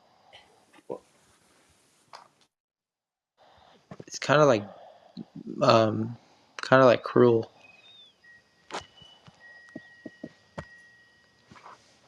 But I don't know. Is it true? Like, is it speaking after Eve? which verse is it? Ecclesiastes 7 what? Well, when it says that God made man upright, that's 729 in the KJV. No, which verse about the seductive woman? Which one are you reading? That's NLT verse 26 of 7:26. yeah, in the NLT. That's the only version that says that. The other ones just say the woman, the kind of woman, woman. I don't know.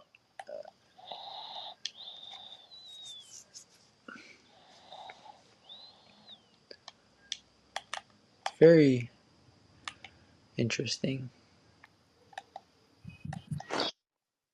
Well, um,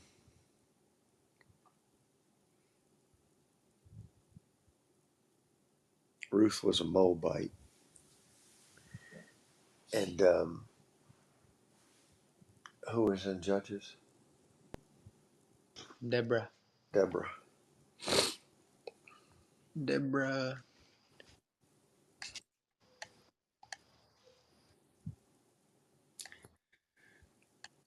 Um, I've got to run, but No worries. I do appreciate everybody coming. Yeah, no And worries. Hosea was good. Stephanie, thank you for your input. Brother Mayron, you're It was the best. Hosea was supreme. yeah. We had read it this morning, and he said, "What do you want to talk about today?" I said, "Let's go read Hosea." It was a. It's always especially for the Israelites, or Heartwarming. the strange. Yeah, And like the most like I don't care about how you feel, Ephraim or Israel, sinners of Israel type of way. yeah. Well, he just bears down on them. He just tells them, says, "Look, this is what it is," and he's playing out the description with a harlot. Go Yeah, marry a no, harlot. that's like the most crazy case. It's far worse than him telling I think it's Isaiah not to cry over his wife dying or Ezekiel. Yeah, yeah. Crazy. It's very crazy. Oh, well, he can't. You couldn't get a worse description to. It's very explicit that said Israel is just a harlot. That's all they are. And he said, "I'm going to show you how it is," and that's when he drills down on it. So, um, yeah. Anyway, all right. Shabbat shalom, and Shalom. thank you so much. Um, praise be to Allah. Have a great week. We'll see you next week. Okay. Be blessed. Bye. God bless you.